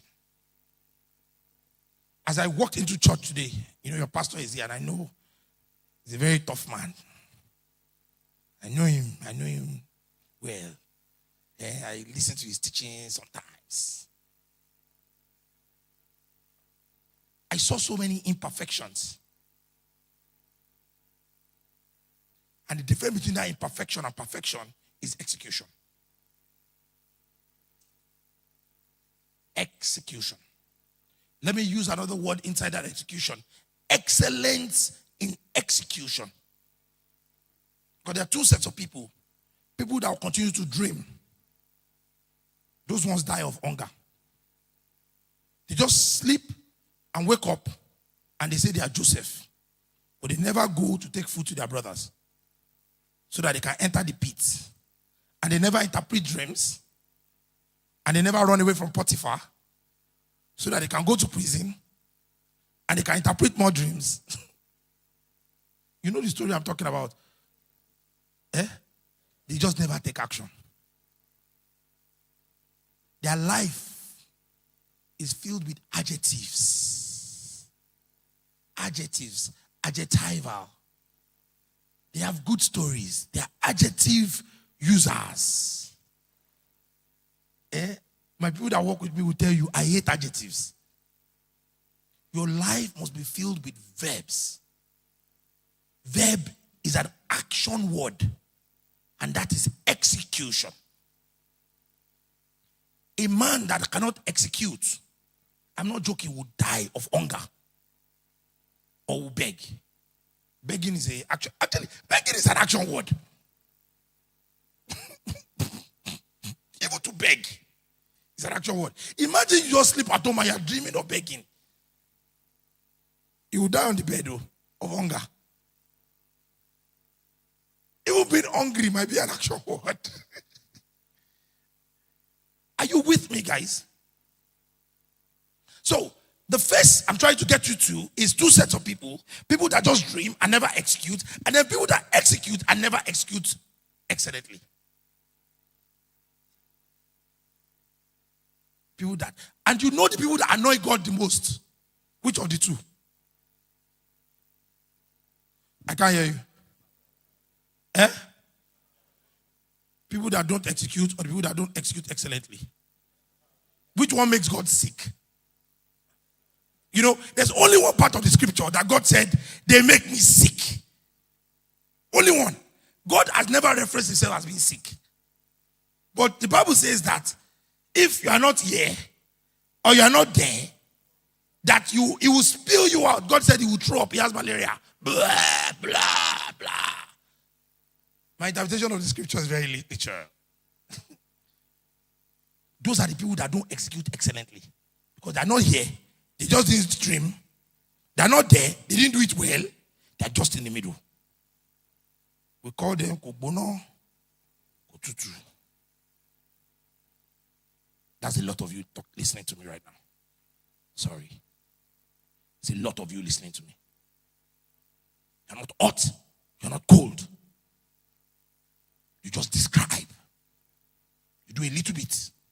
You sit down. You complain. Nigeria!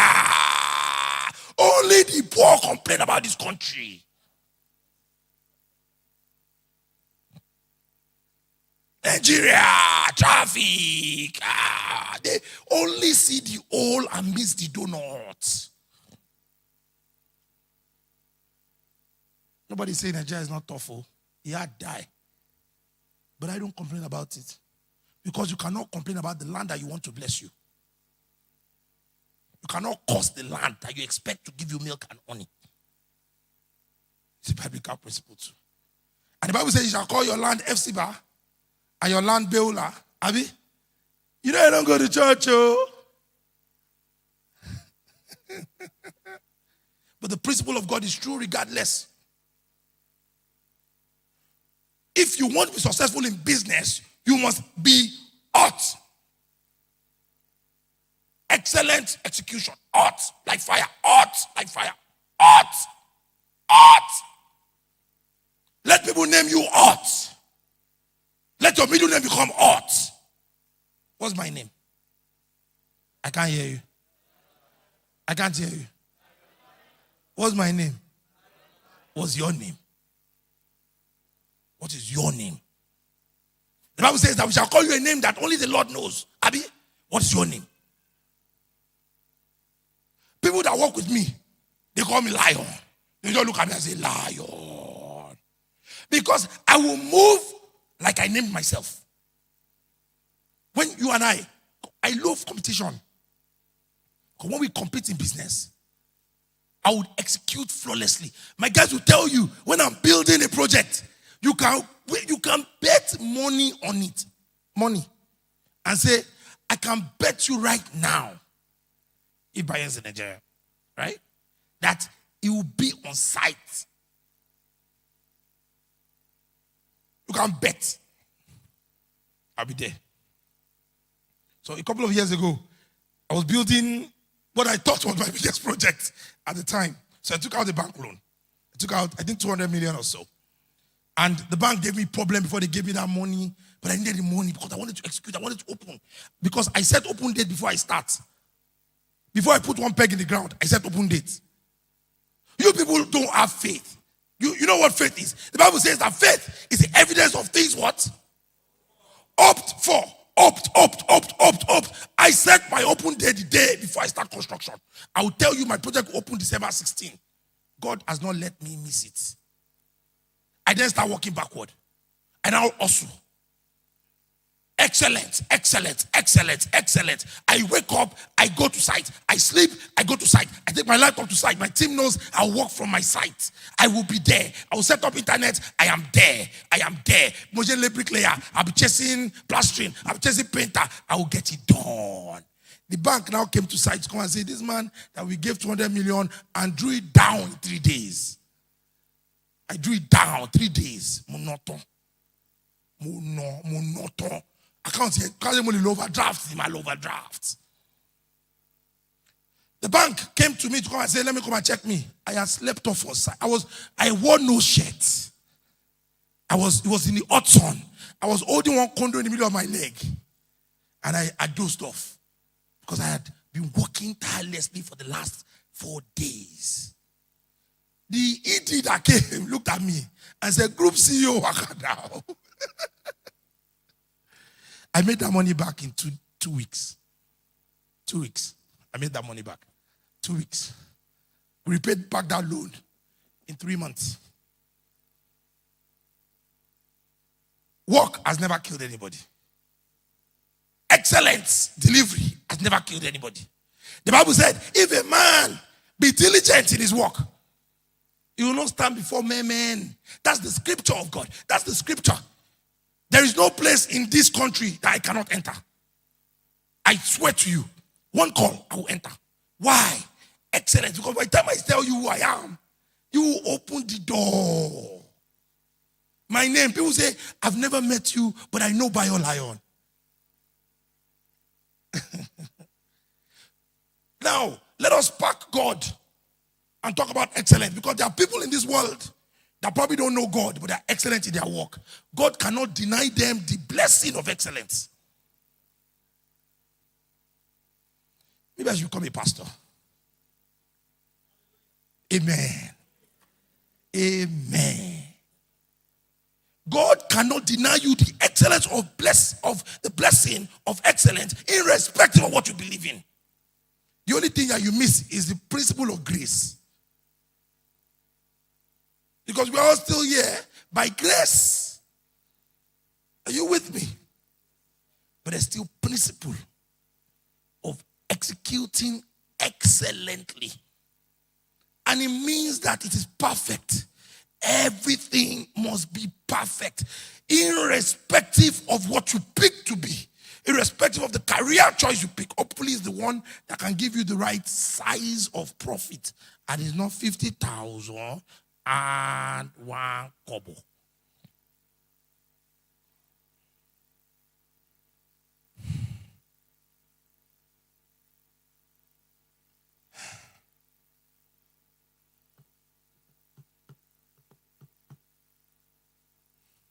God loves you. But God is calling you today to stand up from poverty.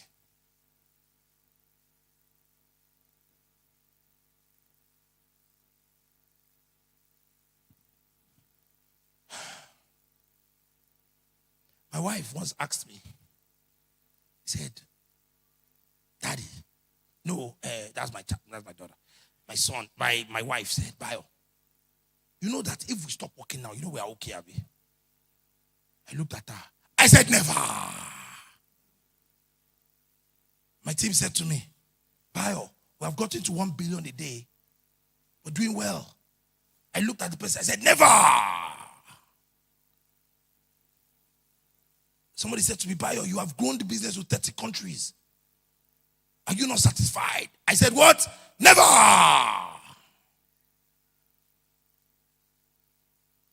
So somebody said to me, man, in tourism, you are one of the biggest names in tourism. I said, exactly what you just said, one of the biggest. One. There's a man, you can Google him, his name is Professor Adebayo Adedeji. He's still more popular than me. And he's dead. Is this where I stop? Is this the story? Jesus died and didn't stop. He sent Holy Spirit to continue. Osumio, you're not telling me to stop.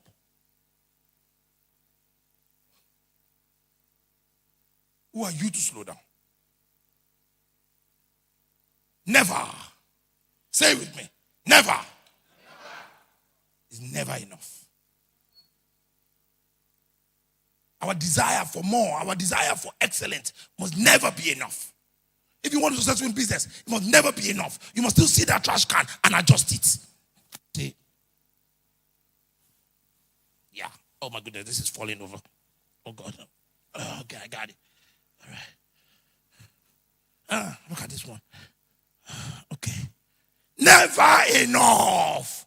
Excellent. We continue to touch it. We continue to adjust it. We continue to make it better than last time. Never enough. We don't get satisfied because we bought an underpilot. And you think that you're the king of your village. What about the next village? Conquer it. What about the next one after that? Conquer it. What about your state? Conquer it. What about your country? Conquer it. What about Africa? Conquer it. What about the world? And maybe we'll go to the moon next. I don't know.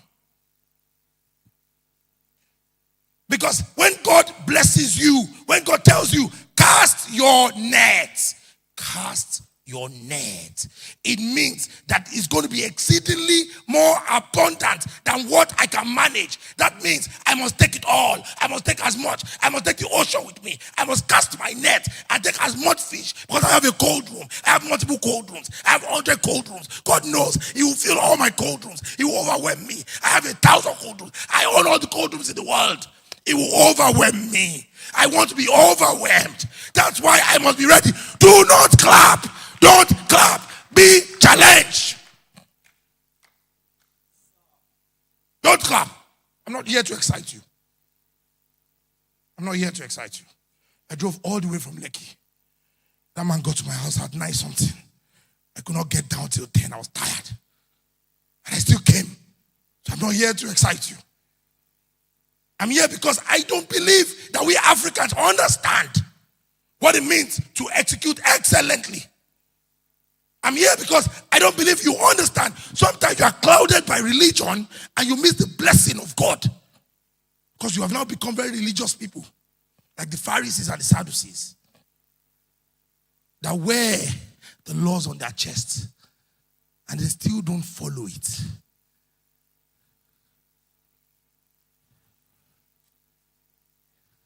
I challenge you now. I challenge you. I challenge you. I speak to your soul and say, you are not doing enough. Hear my voice. Let it ring in your ears as you sleep. As you wake up tomorrow.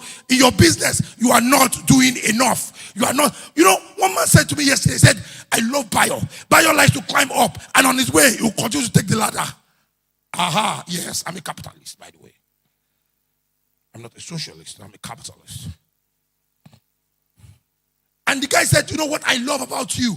You like to fly so high that when anybody wants to compete with you, I said, but I never took the atmosphere. Abi, so you can fly too. You can fly too. You can fly too. You know my favorite part of scripture, John 14:14. If you have your Bible, let's read it together. You know what it says? It says, anything you ask in my name, I will do. I swear. He did not put more things to it. He did not put condition. He said, I'm afraid to pray and ask for blessing. Because sometimes I say, do I have the right equipment yet? Because if he goes and answer, and he's not a man that he will lie, neither is the son of man that he will change his mind, that if I ask anything in his name, he will do it. The problem is that your bank account can only collect 50,000 and 1 kobo.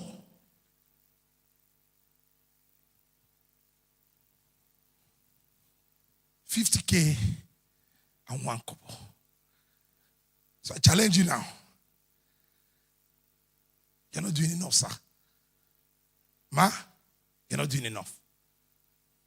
Those of you at the back, staring at me right now, wearing glasses, you're not doing enough. I challenge you. Whatever you think is excellent that you're doing is not enough. I challenge you. Not enough.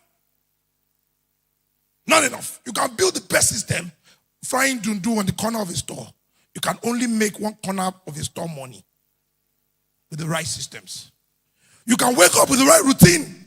That's why I went a little bit earlier. That once we build the right things, and you put the right systems, you put the right routine, you hire the right people, oh my goodness, you now start to fly. And even when you fly, you are saying that there is still atmosphere above me. You don't celebrate the atmosphere beneath you. You look up, not down. Because the Bible says, help coming from the north, not the south. So I should not look down. I should always look up. Up. And as long as there's atmosphere above me, there is more height to get to.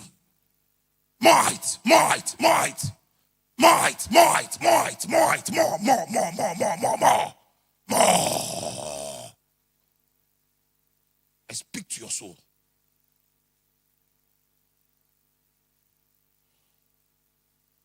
Thank you very much.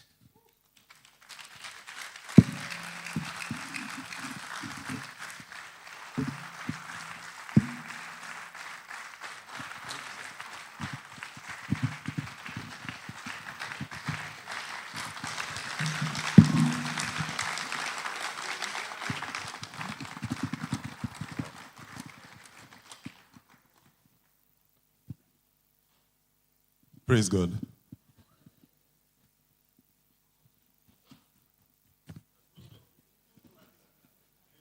No, there are several jokes, but this moment is not one for jokes.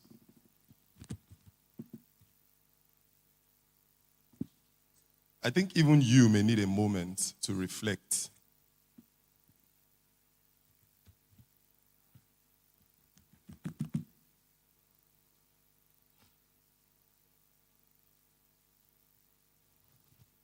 He said it with so much assurance because he knows what he is saying. That I am not doing enough. So maybe before this moment passes, it's not in the program, I'll give you a minute to just reflect. If you want to write down the areas where you know that you have not been doing enough, then you have that minute now. 1 minute. Just reflect.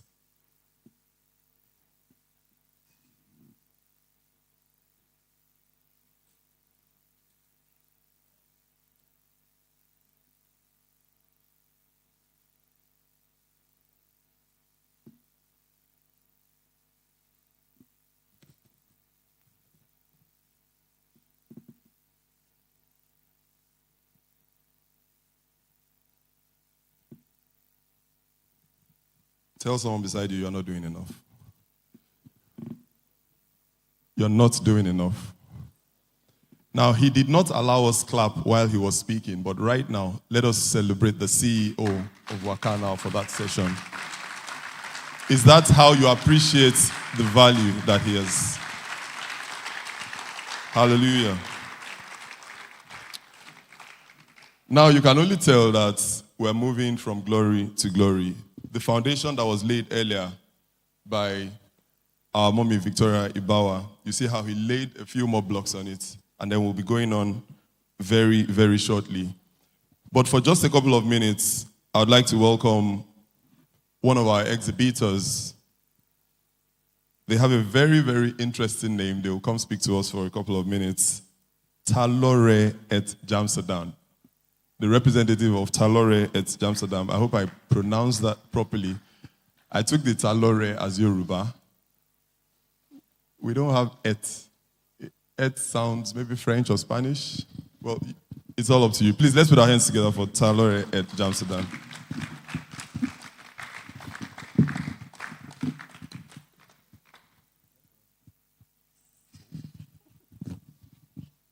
morning, everybody. We are Talore 8 James Adam. We deal with palazzo, two-piece, gowns, boo-boo. And to crown it all, we are not expensive. Don't think because we are inside, we are very expensive. No, we are not. So please come and check our stand. You know, we have different styles that are reigning now, that are in vogue. Please come and check us. We deal with different, we can even sew. When you come, you can bring your fabrics, we'll sew for you. So just check in, check our stand. You can see what I'm holding. This is jumpsuit. This is a trending dress. This is two-piece. And we have boo-boo. We have them in adire in different prints. Please come to our stand and check. Thank you very much.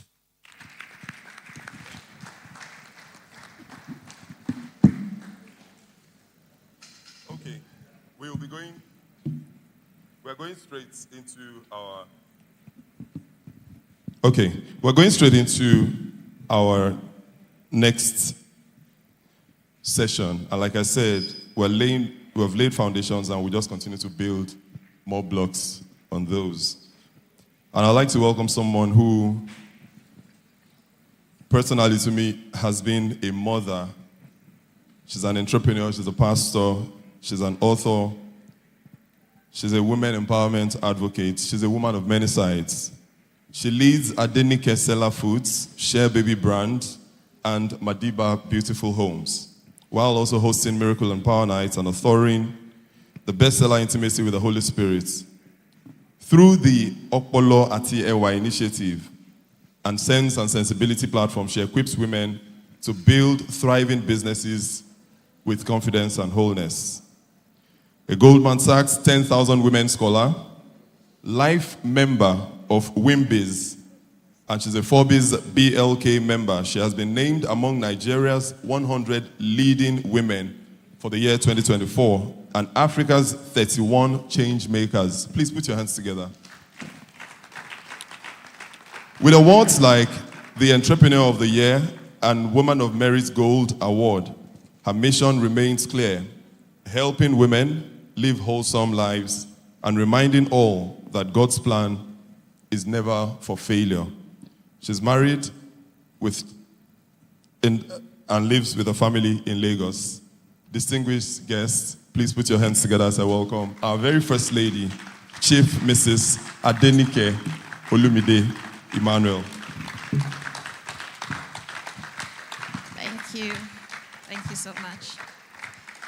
Yes, so you've been seated for 2 sessions now, and this is the 3rd session. So I want you to stand up and stretch yourself just where you are.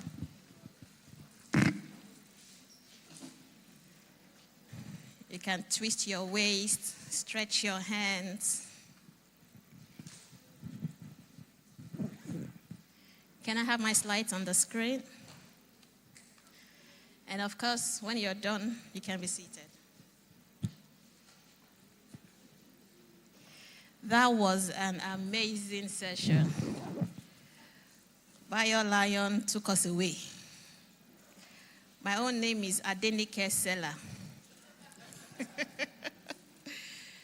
So what the MC came to come and do after Bayo Lion was done, and he took a pause. That's what we do. So Adenike Seller. When you read my book or you go through my posts, you take a pause. Good afternoon, ladies and gentlemen. I'm happy to be with you today. This is a session for women and for the men that love them. I'm sure every man in the house has a woman in his life.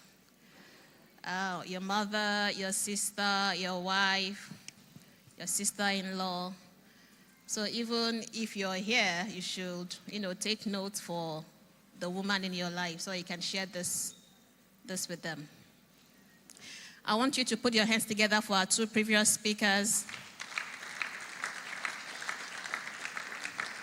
Mrs. Victoria Ibawa, Systems and Structures. She made a comment while she was teaching. She said, you wonder how people do the lot that they are doing. And it's because they have systems and structures in place. And that's deep quite there. And then Bio Lion, he just took Look 4 and turned it upside down. And so now, can I have my slides on the screen? Audiovisual. So now I am talking to you on Empowered to Thrive. Thank you very much. Seizing local and global opportunities for women entrepreneurs. I love speaking to female entrepreneurs, and that was why I founded Opolo Ati Ewa, Women Empowerment Initiative. It's a platform where we speak to business women, female entrepreneurs, on the first Sunday of every month between February and November. And we teach them real life skills. We give them business tips that they can make use of on Monday morning as they step out. Today, we're going to be looking at the following agenda: why this conversation matters, why we are having what I'm talking about this morning, understanding the landscape, challenges and shifts, unlocking local opportunities in Nigeria, and there are loads of opportunities in Nigeria, tapping into global pathways, and of course, the action points. For those who do not know me, I will give you 30 seconds with that to get to know me a little bit.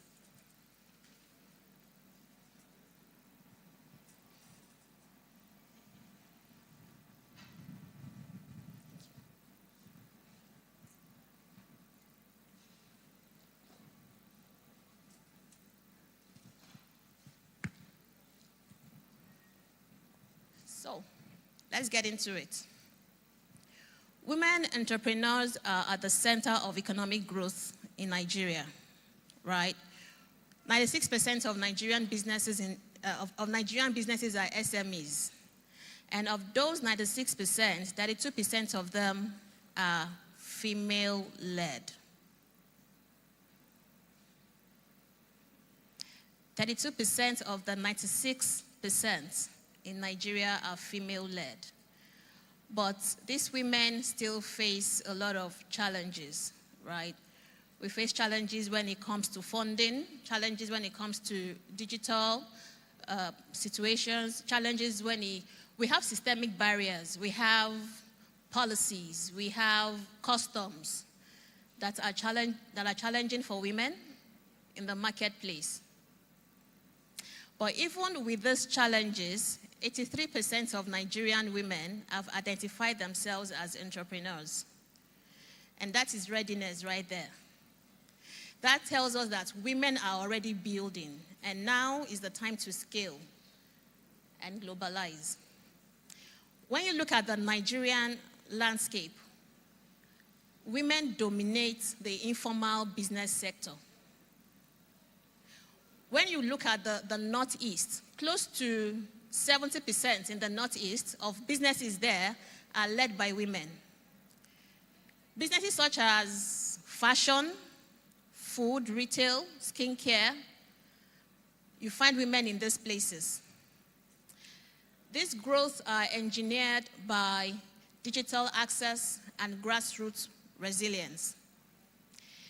In order to thrive as female entrepreneurs, we need to build more structured, scalable ventures that can survive the test of time and also expand. In 2024, women-led startups that were able to raise the sum of $29.4 billion USD in 2024. I'll just take a pause there for that to sink in. It's a Selah moment. In 2024, women-led startups raised the sum of $29.4 billion USD. But as enormous as that amount sounds, that was just 11.7% of the total tech fund that came up in that same year. So women are being seen. The landscape is changing gradually, but women are still deprived. They are still underrepresented. And that is the gap that we need to fill. That is the gap that we need to cover up. And we are not to cover the gap by wishing and just being in our one shop and our one office. I'm happy to be speaking after Bayo Lion spoke. While he was speaking, he said, never, never. You are not doing what? You're not doing enough. It will amaze you that some women have a blockage in their mindset. Some women would hear that and they will think that he is talking to the men in the house. He is talking to the guys that are listening to him. No, he was speaking to everyone. That you are a woman doesn't mean that you should not reach out for more. You can always reach out for more. There is always something more that you can do beyond what you are doing presently.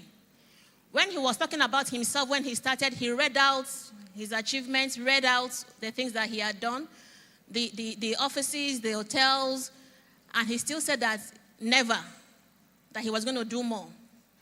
The men, will hear that and feel challenged. Some women, they will hear that and they will feel, well, that's not for me. It is for you. Nothing stops you from showing up. Nothing stops you for applying for competitions or for grants, for accelerator programs as a woman. Nothing stops you for pitching. Nothing stops you. Yes, there are barriers. Yes, there are challenges. But once you apply the right strategies, we've heard about systems, we've heard about structures. Once you apply the right strategies, you will be able to face the barriers that exist. 58.9% of Nigerian women-led businesses, the struggle to get loan, the struggle to access loans. A loan that a man would enter into a bank to require. We just heard now somebody asking for 200 million naira loan. I don't know the collateral that he was asked to bring for that, but perhaps a landed asset.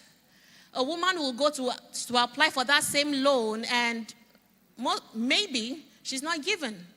Not because she didn't qualify, but because she did not have the required assets. Women don't inherit land. Men inherit land.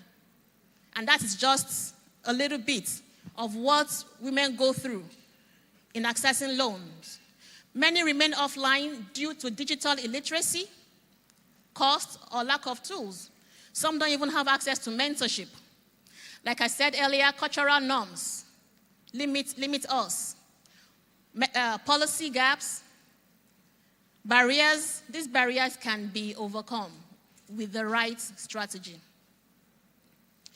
For you to thrive as a woman in the business landscape, you have to stop running your business like a one-man show. For you to thrive in the business landscape, in the marketplace, you have to put systems and structures in place. For you to thrive, you have to put branding in place, put automation in place, and then this will help you scale. You have to move from hustle to structured growth. If you are in business as a woman, if you are in business to make money, you are in business for the wrong reasons. Do not get me wrong. Making money is part of it. But making money is not what should push you into going into business. Money flows in exchange for goods and services. When you offer value, money will flow. That's just it. When you offer value, money will flow. The goal is not just for profit. For you being in business, the goal is for visibility. The goal is for longevity. The goal is for impact. You want your business to still be in existence many years after you're gone. And this begins with your mindset. It begins with your what? It begins with your what? Now, we have two kinds of mindsets. We have the fixed mindset and the growth mindset. For you to thrive as a woman, as a female entrepreneur in the marketplace, you must have a growth mindset. The fixed mindset will say, I am okay where I am. I have tried. I'm just not getting it right. Oh, all those barriers, all those challenges. It's because I'm a woman. No. The growth mindset, in spite of the challenges, in spite of the barriers, will find a way, find a means to get things done. You come to a floor outside there, and then you pour water there. Somehow that water will go. That water will find a way to just disappear. So as a female entrepreneur, you need to find ways of scaling the barriers, of going through the barriers and sorting things out. We have high growth sectors in Nigeria. We have about 10, 15 or so high growth sectors in Nigeria. But places where women are playing now, industries where women are playing now, they include the agri-processing and food packaging sector. You find women in the agro sector. You find women in the beauty and skincare sector. That's where I place. I play in the skincare sector. The skincare sector now is going organic and Afrocentric. And that's because people are now being careful of what they put on their skin. People are now being mindful. They don't want to go natural, to put organic products on their skin. And when I was getting ready for this session, I Googled the USD of the skincare, organic skincare space industry, and I got the fact that by 2032, that industry is going to worth 28 billion US dollars. So if you are into formulations or you love creating creams or things like that, you are in the right space. Then we have the tech industry, health tech, ed tech, fintech. Women are also playing in those spaces. We have the fashion. I was watching a cartoon. I love watching cartoons. How many people love watching cartoons here? Yeah, it never gets old. I was watching a cartoon one day and I saw them wearing Ankara. And I'm not talking local, I'm not talking Nigerian cartoons. So even your Ankara fabric has gone ahead. If you're into fashion, that is where you should be. You should also be looking at how you can export what you're doing. And so beyond product, you can also export your services. We have coaching services, design services, virtual assistants. You can also play in those places. Now, let us get into the thick of the matter. We have support for women. It's not that we don't have the support for women, right? But it's just that some people do not know how to access this support. So there's something called BOI, Bank of Industry. Bank of Industry has a fund called the GLOW Fund. This GLOW Fund is an acronym for Guaranteed Loans for Women. BOI GLOW Fund. As I'm speaking to you, this is an information session. As I am mentioning these things, you can be Googling them where you are seated, right? Don't wait till I finish and I ask you to take action. Begin to Google now and begin to note all those things. There's the BOI GLOW Fund, a 10 billion naira GLOW Fund, available for Nigerian women. BOI is on the island, Marina, and they have a gender desk. They are very gender friendly. I've been to their office before. Very gender friendly. So you can walk to their office, ask for the gender desk, and ask for this BOI loan. The interest rate, 7%. And they can give you loan for as high as 50 million naira. People are collecting it. The loans comes with training, mentorship. And then we have the DBN. The DBN that's also giving out funds. So far, DBN has disbursed 700 billion naira.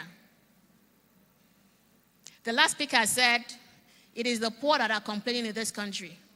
Yes, Nigeria can be difficult, but you don't cost the land that will yield to you. So there are opportunities in Nigeria, particularly if you are a woman. That was why I founded Okpolo Atiewa.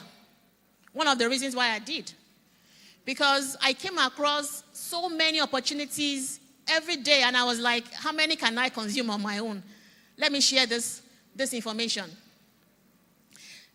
In 2023, yes, I was in Côte d'Ivoire. I went with NEPC for an exhibition like this. And on that trip, I was also having a DBN training, Development Bank of Nigeria. They held a training in collaboration with another body for women, mentoring women, teaching women. Intensive, 3 months, online. Now, so I was saying that they have disbursed over 700 billion, and 60% of the 700 billion went to women. We have the TEF, Tony Elumelu Foundation. We have WIMBIS. I am a proud member of WIMBIS. I am a WIMBIS ambassador anytime, any day. Right? WIMBIS is an organization that I would ask female entrepreneurs to join. I tell people, in fact, I still spoke to somebody this week on being a member. I tell people if they can to join WIMBIS, Women in Management, Business and Public Service. It is a platform that is inspiring, that you get the right connections, open you up to people. Well, I will still get there. So there's WIMBIS, there's SLA, She Leads Africa, there's Faith Foundation. These are communities for growth. And there's also one called AWEC. Talking about local funding, still talking about BOI. BOI so far also. So I just mentioned BOI now, and I told you that they have a 10 billion naira fund for women. BOI so far has given out over 100 billion naira to 921 women, right? We have other sources of funds too. Microfinance banks, we've had a bank come talk to us about themselves here today. Microfinance banks, they also give people money. We have angel investors, and some might even be in the house this morning. You come for meetings, you don't talk to the person beside you, you don't even know who you're sitting beside. That person could be an angel investor. Somebody is talking now. Right? We have angel investors in the house. We have cooperatives. These people have money, and they are looking for people to invest in. I don't know those who were here today, but a speaker spoke yesterday and said you don't invest in products, you invest in people. So we have cooperatives also that also have funds, and they are looking for people to invest in, looking for ideas to invest in. There's also crowdfunding. These are areas that you can raise money for your businesses. There's the crowdfunding aspect, the Niger Fund, Kickstarter, GoFundMe. GoFundMe is not only used for when you have challenges, when you have problems. You can also use it to also raise funds for your business. For you to access all those opportunities, for you to even go to BOI, to go and ask for money, I hope you know that you must have your business plan. There's something called elevator speech. So you enter into an elevator and somebody comes in unexpectedly, somebody of repute that you know, and you know that they can help you with your business. And fortunately for you, they ask you a question about your business. And you just need to have something to say within 60 seconds before they get off the elevator.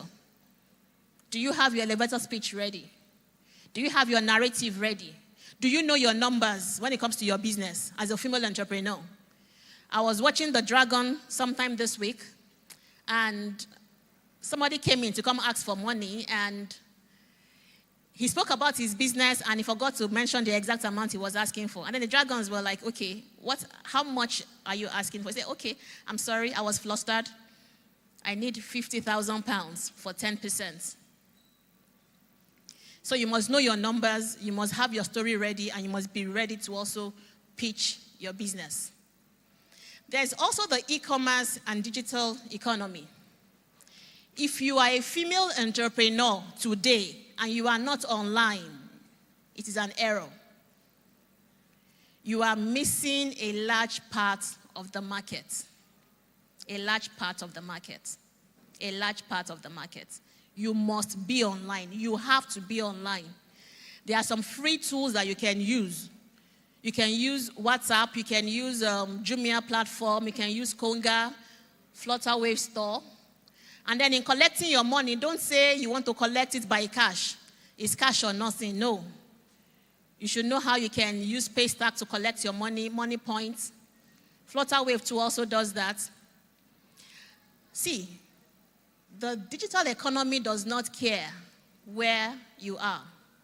So long as your product is good, you have good quality products, the internet will reward you.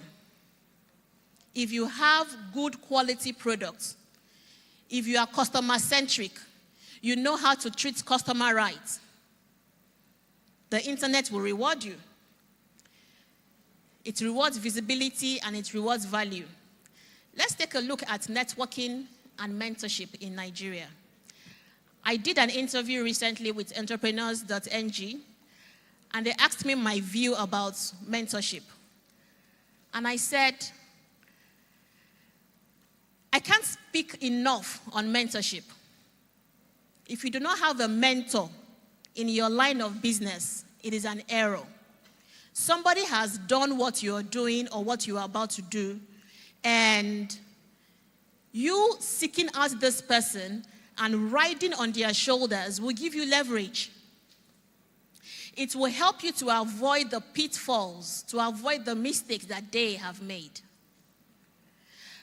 I have a mentee that I'm mentoring presently. I do 1-year mentorship for some ladies, sometimes, like that. And I'm supposed to meet with her once in a month because of my busy schedule. I met with her Monday last week, yes, and then our next meeting should have been end of October, last Monday in October, and then she was like, no, I can't wait till last Monday in October, ma. I have to see you in 2 weeks' time. That's because she knows the value of mentorship. I just started with her, 2 months into the mentorship session with her, and I asked her at this last session, how has it been for you in the last 2 months? And she was like, it has been amazing. I can now speak out, because she came to me telling me that she wanted to find herself, that she's lost. And we have many women like that. When you are so busy taking care of every other person and you don't even have time for yourself. You don't know what is called self-care. You don't know that you have to take care of yourself first before you can then take care of others, because you cannot give what you don't have. She said, ma, I'm lost. I want to find myself. Please, I need help. And so I asked her, how has it been for you in the last two months? And she said, I'm showing up more. I now believe in myself. A lot of women, they have imposter syndrome. They have identity crisis. That's by the way. So networking and mentorship is very, very important. You do not have to do this alone. Find a mentor or become one. Become one. Become one. You might think that you don't know enough to become a mentor. But if you have been in business for 2 years, already you are a mentor. Somebody needs what you know already. We have, like I mentioned, SLA, She Leads Africa. We have WIMBIS. We have the TEF alumni. That is the Tony Alimosho Foundation. We have AWEC. I came across AWEC in 2018. I was just surfing the internet. When you have your phone, what do you do online? As a female entrepreneur, what do you do? Are you watching other people with their skits and all that? Don't you think it's time for people to begin to watch you also? There are lots of information online. So I came across AWEC, and they were looking for women, and they said women should apply. Business women who were interested should apply. And that was the first cohort 1. I applied. Some of us have this notion that if I apply, they will not take me. They have people that they want to select already. They are just throwing these out, for... No. Some of us have experienced these things.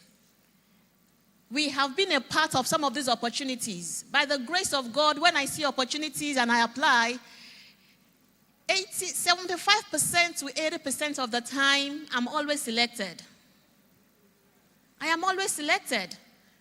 I still saw one recently, and I was like, do I have time for this? So there are loads of opportunities out there. AWEC took me to Rwanda for the first time before I then went again. AWEC took me to Egypt, all expenses paid. When I heard it, me too, I did not believe my Nigerian mind. Is this possible? But I applied. I would rather fail trying than not try at all. I applied.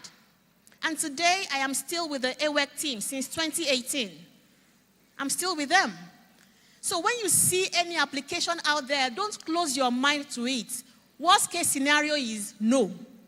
But try first. Try. Attend pitch events, attend online masterclasses, go for accelerators.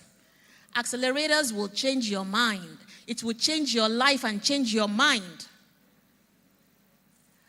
I was at this airport sometime last year, and I was in an online class, right, at the airport. We were waiting for a car to come pick us up.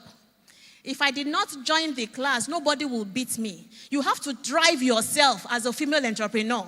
Nobody will drive you. When you were a kid, when you were a child in your parents' house, in your parents' homes, they will tell you what to do. Oh yeah, go and have your bath, go and eat, go and dress up. It's time for school, it's time for church and all that. But it comes to a time in your life when no one will tell you what to do. You have to have this inner drive. And if you are a female entrepreneur, and you don't have this inner drive, you can't succeed. Nobody will build your business for you. That is the difference between us women and men. Most men, they have, not all of them now, most of them, they have this inner entrepreneurial drive. Entrepreneurship is a spirit. You need to have it. It's a spirit. It was a Forbes conference.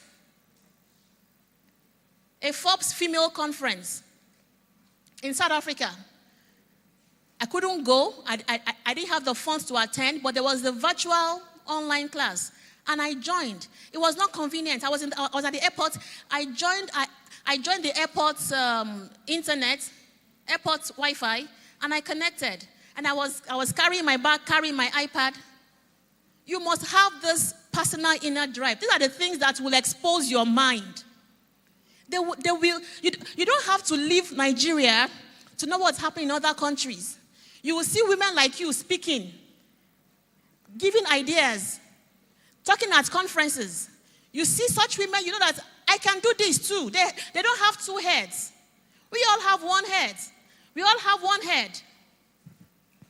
And so you allow this to inspire you, to challenge you.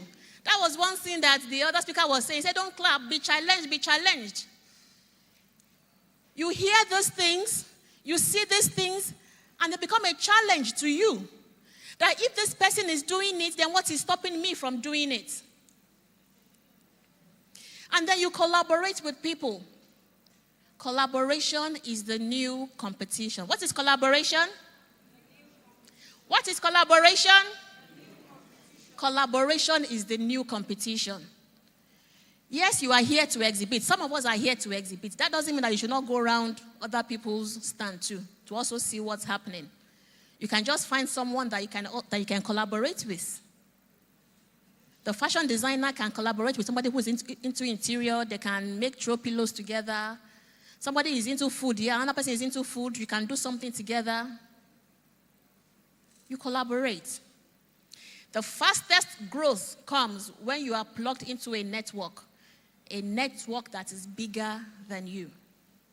Now, when you look at the international landscape, there's also growth there too. African products are in high demand. The Japa era, people leaving the country, and so they've left the country, but they still want the Nigerian food, they want the Nigerian clothing, they want the Nigerian items. So Nigerian products are in high demand abroad, and you don't have to leave the shores of this country to partake in that. Growing demand for Afrocentric goods. People want Ankara in the diaspora. They want black skincare products, natural foods. Yes. So if your product is export ready, and you can do it in the formal way or the informal way. The formal way is you join NEPC. You are here, you are selling fish, or you are selling palm oil, you can go and register with NEPC. And you can go on exhibitions with them. Like I told you, 2023, I went on exhibition with NEPC, and they took us to Côte d'Ivoire. There was another one I should have gone for in this month to Algeria. But I left the country in the month of August, and we were asked to drop our passports. I couldn't drop my passport. If not, I will be in Algeria this month, all expenses paid. All expenses. As in, they will pay for my plane ticket, pay for my accommodation, feeding, everything. But if you do not plug yourself into these networks, you'll just be hearing about them.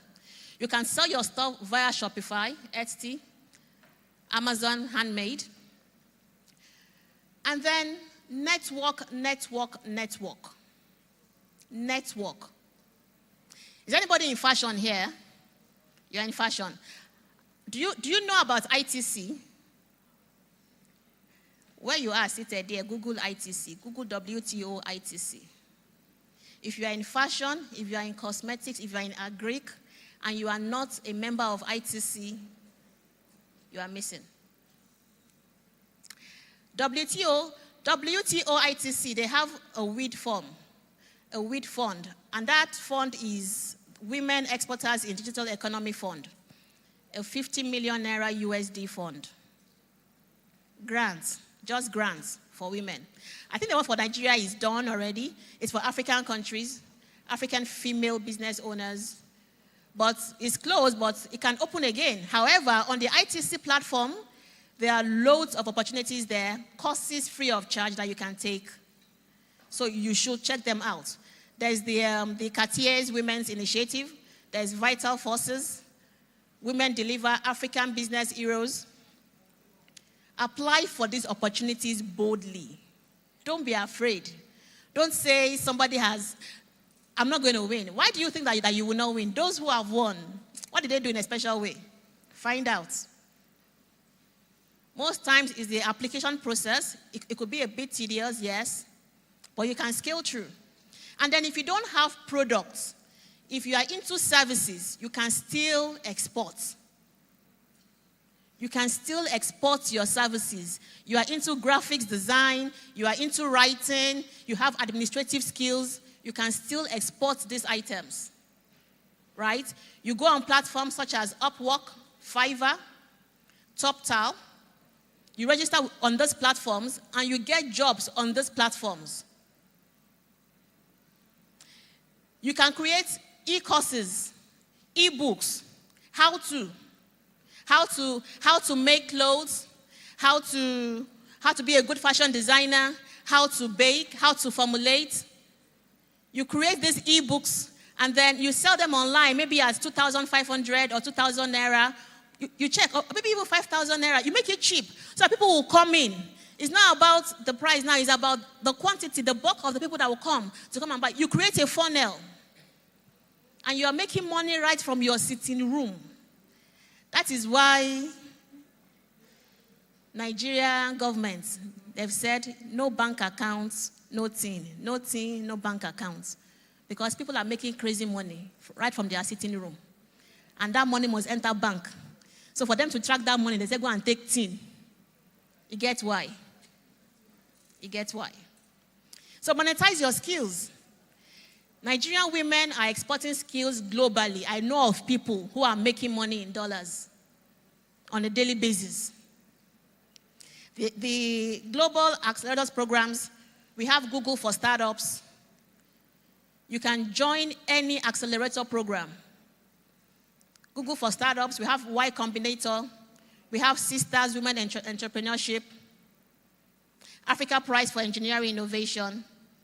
You can Google this even as I'm speaking. These platforms, they give you funding, they give you mentorship, and they give you connections. They give you funding, they give you mentorship, and they give you connections. So you begin with research. You apply, and you keep improving your pitch each time. If you don't get it the first time, you try again. I don't know how many pitch events that I have attended. Sometimes back, I think in 2013 or 2014, I went for a business reality show, Firo House. I have done a lot, though. I've done a lot. And that's it. You have to keep at it. Like he said, never.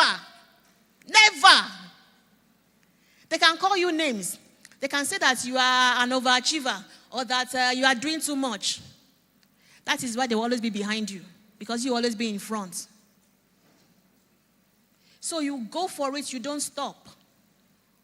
And there are women who are making waves in Nigeria. And I have 3 case studies here. We have Temigiwa Tubosun, and then we have Afyong Williams, and then we have Tosin Faniro Dada. Temigiwa added tech to health, right? So she saw that delivering blood to hospitals was quite difficult. And so she created Life Bank, a tech business to help deliver blood, get blood to hospitals on time. And she's doing it here in Nigeria and in some African countries. Afyong Williams, she's the MD of Real Fruit. We all know that fruits are seasonal in Nigeria. There are times when you have cashew, and then you have cherry, and then you have mango. Just last week, I was asking someone, is maize in season? Because I felt like eating boiled maize. So she saw this challenge, and she travels abroad. She sees that there are dried fruits as snacks in stores. And she came back home. How can we do this in Nigeria? And that is how you make money. You solve a problem. You solve a problem, money locates you. You don't go into business because you want to make money. You solve a problem, money will come looking for you. She saw the need, and she established Real Fruit. And now we have snacks. We have fruits as snacks all season. And then Tosin Faniro Dada, she's an investor. She invests in people. So if you're looking for money, you can search her out and tell her that you heard about her from CAPSA. So you have to be globally ready, be global ready, be globally relevant. You need skills. As a female entrepreneur, know how to use the internet. Know how to use applications. If you don't know, go and learn. You don't need to know everything, just know a little bit. For branding, you can use Canva. For planning, you can use Trello, Notion. For your accounting, you can use Excel. A lot of female business owners don't know how to separate their personal fund from their business fund. That is accounting 101, business 101. What we teach at Apollo at here were the first few times when you come. That you must separate your business fund from your personal fund, your business account from your personal accounts. Don't lump everything together. And then you need to know how to tell stories. Know how to tell stories, particularly when you are pitching. I was talking about the guy that came into the Dragon's Den to come collect £50,000 for 10%. When they asked him, they said, "What is your story?" He said him and his wife began to develop a product. That product is a suction product where you can put on the wall and it will stay on the wall, and then you can do whatever you want to do. He said as they were developing that product that his mom was diagnosed of cancer and that his mom died. And then that after a year and a half, him and his wife, they picked up the product again because they couldn't go on for a year plus. It was picked up again, and while they were now doing the product again, his wife also was diagnosed of cancer and his wife died. That was how it was in the Dragon's Den. The way you say, But the dragons are not sentimental people, right? You know that. Yeah, they have emotions, but they're not sentimental people. In fact, as a matter of fact, he almost walked out of there without collecting anything. But 2 of them made him an offer. For this £50,000 that you are asking for, we will give it to you at 25%, not at 10%. And so he agreed. So have a story around your business, particularly when you are going to go and pitch. Have a story around it. So I've spoken about networks. Join networks. You have to join networks. You cannot do this alone. And then the empowerment blueprint, take action. I want you to think beyond borders. Think beyond borders. You are in Nigeria here. You can make money outside Nigeria. Pick one local and global opportunity and go for it. Let me share one with you. So AWEC is opening cohort 9. The one I went for cohort 1 many years ago. They are now in cohort 9, and they are opening the application on the 19th of January, 2026. But right now, they are asking people to join the wait list. So if you're a businesswoman and you're interested in being mentored where your business is concerned, you must have a registered business already. I want you to go to weareawec.org. We are AWEC, AWEC.org, and then you will see there, join wait list. So you join the wait list, and then you can go to the back there. Apollo Atiwa is at the back there. You drop your name and your contact details so that we can follow up. So that is an opportunity that you can join globally. AWEC is for African women, and then you can join Apollo Atiwa itself. We meet every first Sunday, like we are meeting tomorrow. We meet every first Sunday. If you are a businesswoman and you are not a member of Apollo Atiwa, you are missing. You are missing. People don't appreciate what they have until they lose it, right? So think beyond borders, local roots, global reach. Build with what you have. Leverage your networks, platforms. Share your story. Let people hear you. Do videos online. Don't be shy. Empowerment is not a solo journey. We have to come together to thrive together. So if you want to go far, you go alone. But if you want to go further, want to go very far, then you go with a company, you go with people. Somebody said the question isn't who is going to let me. No. The question is, who is going to stop me? Thank you very much.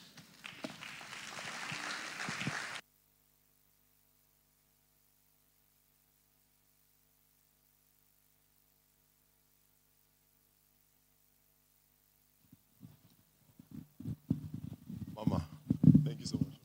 Please, once again, let's put our hands together for our mommy.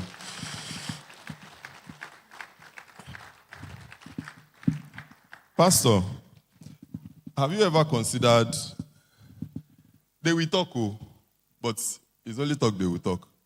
But I think at this rate, if we continue to come to church and get this much quality, we have to start putting in gate fee for church. Have you ever thought about it, Pastor? Say anybody, sometimes when I finish my show on Sundays and I, watch the church service, and the value that comes from this pulpit every time, these are things that if you go out, what we have heard today, if you go outside to conferences for it, it is premium. It is premium. So, man of God, sir, they go talk. Whether you collect or you don't collect, they go talk. But where would they think cash? You might not implement it now, but just think about it later. For what you have received today, if you were asked to pay for it, would you not pay? Please, once again, let's put our hands together for our Mama, Chief Mrs. Adenike Emmanuel. Thank you so much, Ma. God bless you. God bless you. And I like to believe that it is not enough for us to come to these kind of events and just listen.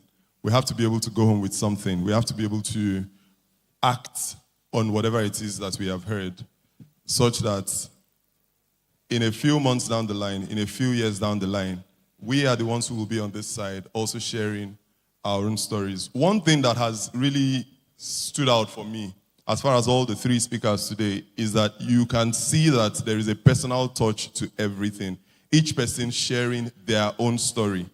Yours is the next story that we're waiting to hear. I expected that you would give yourself a round of applause in advance for the story that we will hear very soon. You can make that louder.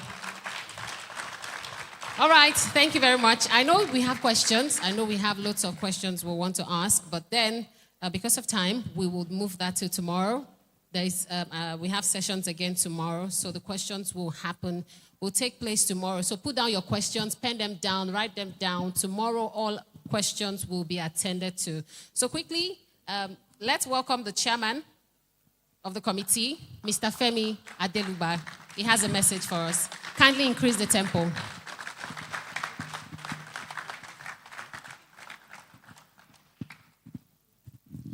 Thank you, everybody. Good afternoon once again. We are grateful for your being here, and I believe you have gained quite a lot, right? So a big round of applause to our overseer and also to Pastor Adenike for the opportunity. It's because of them that we are here, and it's because of you that we are also here. Hallelujah. So very one vital thing that I need to share with everybody who is in business but has not registered his or her business name here. You want to register your business name? Can I see you by a show of hand? You want to register your business name. So right now there's an opportunity that the federal government is giving to everybody, 250,000 people who want to register their business, the small and medium scale enterprises. Okay, so immediately after this program, see me at the exit there so that I can take your name down and guide you on what to do. You have to do it by yourself. There is a SMEDAN, small medium enterprise industry that the government has. I mean, it's a government institution.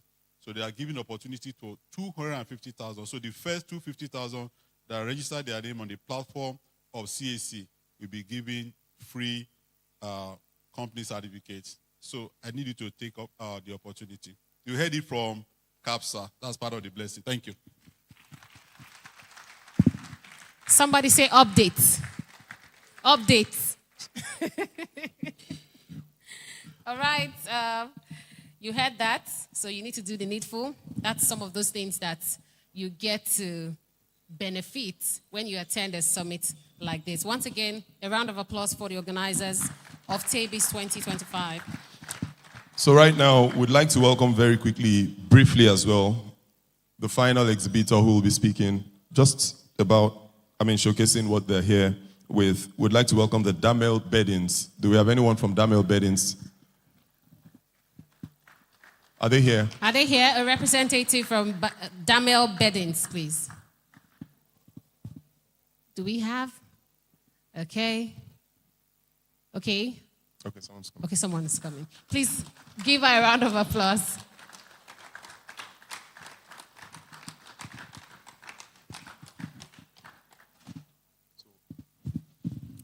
Okay, good afternoon, everybody. My name is Oluwaseyi Lewis. I am the director of Damel Interiors. So, Damel Interiors, we do interior designs, and our interior designs is not only limited to homes, it's also extended to offices and estates. Because sometimes when people hear about interior design, the only thing they focus on is maybe their living space. But interior designs can also be done in your offices, your hotels, churches, and lounge. So I know sometimes we often think that interior design is expensive, and people always, avoid hiring interior designers because sometimes they feel that they will eat so deep into their purse. But in Damel Interiors, we help you, to meet you at every point, at every level you are. We have package for people that don't really have enough, to spend. We help to, fit into your budget.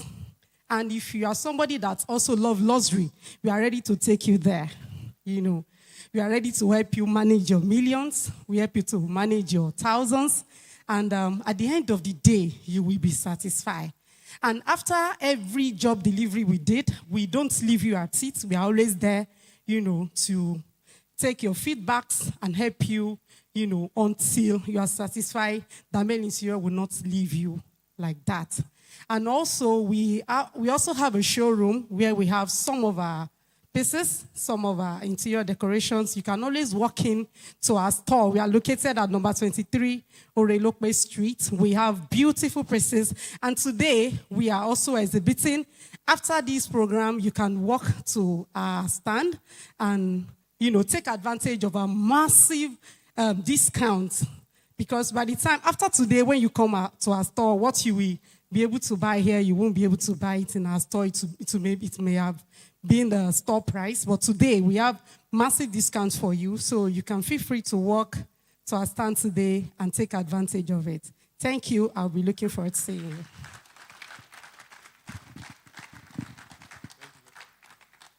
All right, thank you so much. Thank you. Okay, so just before, we have a brief announcements for you, but more importantly, don't be in a hurry to leave. Just like she has said, all the vendors are here and they have massive discounts on everything that they have within the arena. Yeah, so we also got to know that some people just maybe pass a stand or a booth because you just assume that you cannot afford. I don't think we should deal, based on what we've heard today, I don't think we should deal with that mentality. So please feel free to visit the booths, the stands, and, purchase something. At least get to find out, how much it's been sold and, purchase something. Also, the exhibition has been on, so you know that we have an open market, at the Transformation Hall. You can find your way there, to pick something as well. Just as my co-host said, that massive discount, seem to be going on over there. And from the first day to today, we've been having a business counseling, and we would also have that just for 30 minutes after now. For 30 minutes, you find your way over there for a 30 minutes business counseling. So if you're interested, you know how it's done for those who have attended from day one till today. Okay. And then tomorrow. Yes. Tomorrow, this conference or this summit will be coming to a close. And more like saving the best for the last, we'll have an expanded panel session where all the speakers, right from Wednesday, Thursday, Friday, and of course those that spoke today, will be here to answer any questions you may have. So if for any reason you probably missed yesterday, you missed the day before, of course we are here today, make sure you do not miss tomorrow. And more importantly, we're going to be hearing from our overseer. He's going to, and the ace comedian, I've heard him speak before, not as a comedian, so I know what I'm saying when I tell you Ali Baba would also blow your minds. He's a super, super, super talented person. I've heard him speak in the area of business as well, and I was indeed blessed at that meeting. He will be here in this hall as well tomorrow, so make sure you bring somebody to church. Tomorrow, we start at 8 a.m. 8 a.m. Yeah. And here at Calvary Bible Church here tomorrow, services, combined service, starts at 8 a.m. and it runs through the summit would also happen. So please don't forget that one of the reasons we come together, we also come to network. So it won't be bad that when you leave now, don't rush away. Get to talk to somebody. Get to introduce yourself to somebody. Like we like to say, you do not know where your next investor or next client will be coming from. So once again, we want to thank you for coming to TABIS 2025. Thank you for taking your time to be here. Thank you for exhibiting, to the exhibitors, to the sponsors, to the organizers. Thank you. And to our platinum sponsors, Wakana. Yeah. Thank you. Thank you so much. God bless you. Enjoy the rest of the afternoon. Just moving around and having. Sorry, one last minute information, please. Our overseer, Pastor Olumide Emmanuel, we have, what's it called now? An apartment down the street called Sapphire. So it's being declared open today. So please, you can go there, take a walk around. It's a short-let environment. If you have people who are coming into the country, into Lagos, not necessarily from outside Nigeria, wherever, and they want a very comfortable place to see around, please, you need to pay a visit. Even you yourself, you want to take some time off and relax and get off all the noise in the environment, there's a good place for you to stay. So it's just down the street. You walk down. From this gate now, you turn left. So you just go like about 100 meters, or even less. So that's where we have Sapphire. Please, you can go over. Thank you very much. We appreciate you. So for those who register for counseling, for business counseling and career counseling, please, let's see you over there. Thank you very much. God bless.